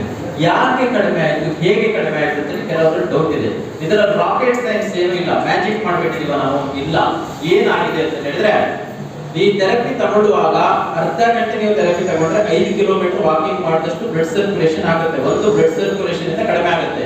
ಇನ್ನೊಂದು ಒಂದೊಂದು ನಿಮಿಷಕ್ಕೂ ಒಂದೊಂದು ಪ್ರೋಗ್ರಾಮ್ ಚೇಂಜ್ ಆಗುತ್ತೆ. ಅಬ್ಸರ್ವ್ ಮಾಡಿದ್ರಾ? ಇದನ್ನ ಸ್ಟಿಮ್ಯುಲೇಷನ್ ಅಂತ ಕರಿತೀವಿ. ಒಂದು ಸಲ ನಿಮ್ಮ ದೇಹದಲ್ಲಿ ಈ ರೀತಿ ಸ್ಟಿಮ್ಯುಲೇಷನ್ ಅಂತ ಉತ್ತೇಜನ ಆಯ್ತು ಅಂತ ಹೇಳಿದ್ರೆ ನಿಮ್ಮ ದೇಹದಲ್ಲಿ ಎಂಡೋರ್ಫಿನ್ ಎನ್ನುವಂತ ಒಂದು ನ್ಯಾಚುರಲ್ ಪೇನ್ ಕಿಲ್ಲರ್ ರಿಲೀಸ್ ಆಗುತ್ತೆ. ಇದರಿಂದ ನಿಮ್ಮ ಮಂಡಿ ನೋವು ಕಡಿಮೆ ಆಗುತ್ತೆ ಅಷ್ಟೇ. ಮಂಡಿ ನೋವು ಇರ್ಬೋದು, ಸೊಂಟ ನೋವು ಇರ್ಬೋದು, ಕೈ ನೋವು ಕಡಿಮೆ ಆಗಿದೆ. ಕೆಲವರಿಗೆ ಕೈ ಎತ್ತಿ ಶುರು ಮಾಡಿದ್ದಾರೆ ಅಂದ್ರೆ ಆಲ್ಟರ್ನೇಟ್ ಆಗಿ ನಿಮ್ಮ ದೇಹದಲ್ಲಿ ವ್ಯಾಯಾಮ ಅಥವಾ ರಕ್ತ ಸಂಚಾರದ ಜೊತೆಗೆ ವ್ಯಾಯಾಮಕ್ಕೆ ಇದು ಸಹಕಾರ ಮಾಡಿರುವುದರಿಂದಾಗಿ ನಿಮ್ಮ ದೇಹದಲ್ಲಿ ಈ ರೀತಿ ಬದಲಾವಣೆ ಎನ್ನುವಂಥದ್ದು ಆಗಿರುವಂಥದ್ದು. ನೋಡಿ, ಈ ಥೆರಪಿಯನ್ನು ಫಸ್ಟ್ ಶುರು ಮಾಡಿರುವಂಥದ್ದು ಪೇನ್ ಮ್ಯಾನೇಜ್ಮೆಂಟ್ ಮತ್ತೆ ಬ್ಲಡ್ ಸರ್ಕ್ಯುಲೇಷನ್ಗೋಸ್ಕರ, ಇಂಗ್ಲೆಂಡ್ ಆರ್ಮಿಗೋಸ್ಕರ ರಿವೈಟಿವ್ ಎನ್ನುವಂಥ ಸಂಸ್ಥೆ ಇದನ್ನ ಫಸ್ಟ್ ಕಂಡುಹಿಡಿದಿರುವಂಥದ್ದು. ಇದಕ್ಕಿಂತ ಮುಂಚೆ ಇದನ್ನ ಯಾರು ಯೂಸ್ ಮಾಡ್ತಾ ಇದ್ರು ಅಂದ್ರೆ ನ್ಯೂರೋ ಫಿಸಿಷಿಯನ್ ಮತ್ತೆ ಫಿಸಿಯೋಥೆರಪಿಸ್ಟ್. ನೋಡಿರ್ಬೋದು ನೀವು, ಫಿಸಿಯೋಥೆರಪಿಗೆ ಹೋಗಿ ಪ್ಯಾಚಸ್ ಅಂಡ್ ಥೆರಪಿ ತಗೊಂಡಿರೋರು ಯಾರಿದ್ರೆ ಫಿಸಿಯೋಥೆರಪಿ ಹೌದು ತಗೊಂಡಿರಲ್ಲ, 10 ನಿಮಿಷಕ್ಕೆ 400 ರೂಪಾಯಿ ಬಿಲ್ ಮಾಡ್ತಾರೆ ಅಲ್ವಾ? ಅಂದ್ರೆ ಸೇಮ್ ಟೆಕ್ನಾಲಜಿ ಅದು, ಟೆನ್ಸ್ ಮತ್ತೆ EMS ಎನ್ನುವಂತ ಟೆಕ್ನಾಲಜಿ. ಇದರಲ್ಲಿ ಏನ್ ಮಾಡಿದ್ದಾರೆ, ಅದನ್ನ ಈ ಮೆಷಿನ್ ಅಲ್ಲಿ ಇಂಟಿಗ್ರೇಟ್ ಮಾಡಿ ಈ ಕಾಲಿನ ಮೂಲಕ ಥೆರಪಿ ತಗೊಳ್ಳೋದಕ್ಕೆ ಏನ್ ಮಾಡಿದ್ದಾರೆ, ಎಲ್ಲಾ ಕ್ಲಿನಿಕಲ್ ಟ್ರಯಲ್ ಅನ್ನು ಮುಗಿಸಿದ ನಂತರ ಜನಸಾಮಾನ್ಯರಿಗೆ ಕೊಡೋದಕ್ಕೆ ಶುರು ಮಾಡಿದ್ರು 2001ರಲ್ಲಿ. 2016ರಲ್ಲಿ ಭಾರತ ಈ ಟೆಕ್ನಾಲಜಿಯನ್ನು ಬೈ ಮಾಡಿ ಇಂಡಿಯಾದಲ್ಲಿ ಈ ಕಂಪನಿ ಮೆಷಿನ್ ಅನ್ನ ಮ್ಯಾನುಫ್ಯಾಕ್ಚರ್ ಮಾಡಿ 40 ದೇಶಗಳಿಗೆ ಎಕ್ಸ್ಪೋರ್ಟ್ ಮಾಡ್ತಾ ಇದ್ದಾರೆ. ಇಂಡಿಯಾ ಇದು make in India, made in India product ಹೊರತು ಯಾವುದೇ ಚೈನಾ ಅಥವಾ ಕೊರಿಯಾದಿಂದ ಇಂಪೋರ್ಟ್ ಮಾಡ್ಕೊಳ್ಳುವಂತಹ ಮೆಷಿನ್ ಅಲ್ಲ. ಅರ್ಥ ಆಯ್ತಾ? ಈಗ ನೋಡಿ, ಅದಾದ ನಂತರ ಸುಮಾರಷ್ಟು ಜನರಿಗೆ ನರಗಳ ಪ್ರಾಬ್ಲಮ್ ಇದೆ, ನರಗಳಲ್ಲಿ ದೌರ್ಬಲ್ಯ ಇದೆ. ಈ ನರಗಳು ಹೆಂಗೆ ವರ್ಕ್ ಮಾಡುತ್ತಂತೇಳಿ ಯಾರಿಗೂ ಗೊತ್ತಿಲ್ಲ. ಎಲ್ಲ ಗೊತ್ತಿರೋ ನಿಮ್ಗೆ, ಆದ್ರೆ ಈ ನರಗಳು ಹೇಗೆ ಕೆಲಸ ಮಾಡುತ್ತಂತೇಳಿ ಯಾರಿಗೂ ಗೊತ್ತಿಲ್ಲ. ಆದ್ರೆ ನೀವು ಮೆಷಿನ್ ಮೇಲೆ ಕಾಲಿಟ್ಟ ತಕ್ಷಣ ನಿಮ್ಮ ನರಗಳು ಹೇಗೆ ಕೆಲಸ ಮಾಡುತ್ತಂತೇಳಿ ನಮ್ಗೆ ಗೊತ್ತಾಗುತ್ತೆ. ಹೆಂಗ್ ಗೊತ್ತಾಗುತ್ತೆ ಹೇಳಿ ನೋಡುವ, ಹೇಗೆ ಗೊತ್ತಾಗುತ್ತೆ? ನಿಮ್ಮ ಹೌದು, ಸ್ಟಿಮ್ಯುಲೇಷನ್. ನೋಡಿ, ಮೆಷಿನ್ ಅಲ್ಲಿ ಎಲ್ಲರೂ ಕರೆಕ್ಟ್ ಆಗಿ ಕಳಿಸ್ಕೊಡಿ. ಡಿಸ್ಪ್ಲೇ ಅಲ್ಲಿ ನಂಬರ್ ಬರ್ದಿರುತ್ತೆ, ನೋಡಿದ್ರಾ? ಫಸ್ಟ್ ಲೈನ್ ಅಲ್ಲಿ ಏನಿರುತ್ತೆ? ಟೈಮಿಂಗ್ಸ್ ಅಲ್ವಾ? ಫಸ್ಟ್ ಲೈನ್ ಅಲ್ಲಿ ಟೈಮ್ ಇರುತ್ತೆ. ಎಷ್ಟು? 30 ನಿಮಿಷ ಅಲ್ವಾ? 30 ನಿಮಿಷ, 30 ಮಿನಿಟ್ಸ್ ಟೈಮ್ ಇಟ್ಟಾಗಿ. ಟೈಮ್ ಆದ್ಮೇಲೆ ಇನ್ನೊಂದಿದೆ ನೋಡಿ, ಮಧ್ಯದಲ್ಲಿ ಒಂದು ಮಿಡ್ಲ್ ಒಂದಿದೆ ನೋಡಿ, ಸ್ಪೀಡ್ ಫುಟ್ ಅಂತ ಬಂದಿದೆಯಲ್ಲ, ಫುಟ್ ಅಂತ ಬಂದಿದೆ. ಎಷ್ಟಿರುತ್ತೆ? 1 ರಿಂದ 99 99 ವರೆಗೆ ಇರುತ್ತೆ. 100 ಅಲ್ಲ, 99 ವರೆಗೆ ಇರುತ್ತೆ. 1 ರಿಂದ 99 ವರೆಗೆ ಇರುತ್ತೆ. ಯಾವುದು ಮಧ್ಯದಲ್ಲಿ ಇರೋದು. ಅಂದ್ರೆ ನಿಮ್ಮ ನರಗಳು ಈ ಮೆಷಿನ್ಗೆ ಹೇಗೆ ರೆಸ್ಪಾನ್ಸ್ ಮಾಡ್ತಾ ಇದೆ ಅಂತ ಹೇಳಿ ಅದು ಇಂಡಿಕೇಟ್ ಮಾಡುತ್ತೆ. ಓಕೆನಾ? ಓಕೆ, ಈಗ ಈ ಮಧ್ಯದಲ್ಲಿ ಇದೆ ನೋಡಿ ನಂಬರ್. ನಿಮ್ ನಂಬರ್ ಅನ್ನ ನೀವು ನೋಡ್ಕೊಂಡಿದ್ದೀರಾ? ಎಲ್ಲರೂ ನೋಡಿದಿರಾ? ಇಲ್ಲ, ಪಕ್ಕದಲ್ಲೇ ಇರೋದು ಇತಿಹಾಸ ಗೊತ್ತಾ? ಇತಿಹಾಸ ಗೊತ್ತಾ? ನಾನು ನೋಡಿದ್ರೆ ಪರವಾಗಿಲ್ಲ, ಯಾಕೆ ನನ್ನ ಮಗನಿಗೆ 35 ಅಲ್ಲ, ನನ್ನ ಮಗನಿಗೆ 40 ಬಂದ್ರು ಬೇಜಾರಿಲ್ಲ, ಪಕ್ಕದ ಮನೆಯವರಿಗೆ 35 ಬಂದ್ರೆ ನಮ್ಗೆ ಖುಷಿ ಆಗ ಅಲ್ವಾ? ನೀವು ಆಗಲ್ಲ, ನೀವು ಆ ರೀತಿ ಅಲ್ಲ, ನೀವು ಆ ರೀತಿ ಮಾಡಿರೋದಿಲ್ಲ. ಓಕೆ, ಎಲ್ರಿಗೂ ಯಾವ ನಂಬರ್ ಗೊತ್ತಾಗಿಲ್ಲ? ಓಕೆ, ಒಬ್ಬೊಬ್ರಿಗೆ ಕೇಳ್ಕೊಂಡ್ರೆ ಇದೇ 1 ಗಂಟೆ ಆಗ್ತದೆ. ಒಂದು ಐಡಿಯಾ ಮಾಡುವ, ಇವಾಗ ಯಾರದ್ದು 1ಕ್ಕಿಂತ ಜಾಸ್ತಿ ಇದೆ, 10ಕ್ಕಿಂತ ಕಡಿಮೆ. 10 ಮತ್ತೆ 1ರ ಮಧ್ಯದಲ್ಲಿ ಯಾರ್ಯಾರು ತಗೊಂಡಿದ್ರೆ 5, 6, 7, 8, 10 ಒಳಗಡೆ ಯಾರು ತಗೊಂಡಿದ್ರೆ ಕೈ ಯಪ್ಪ. First day, okay, first day first. Okay, 10 ಒಳಗಡೆ ನಾನು ಗೊತ್ತಾಯ್ತೇನೋ ಕೈ ಇದ್ದೆ.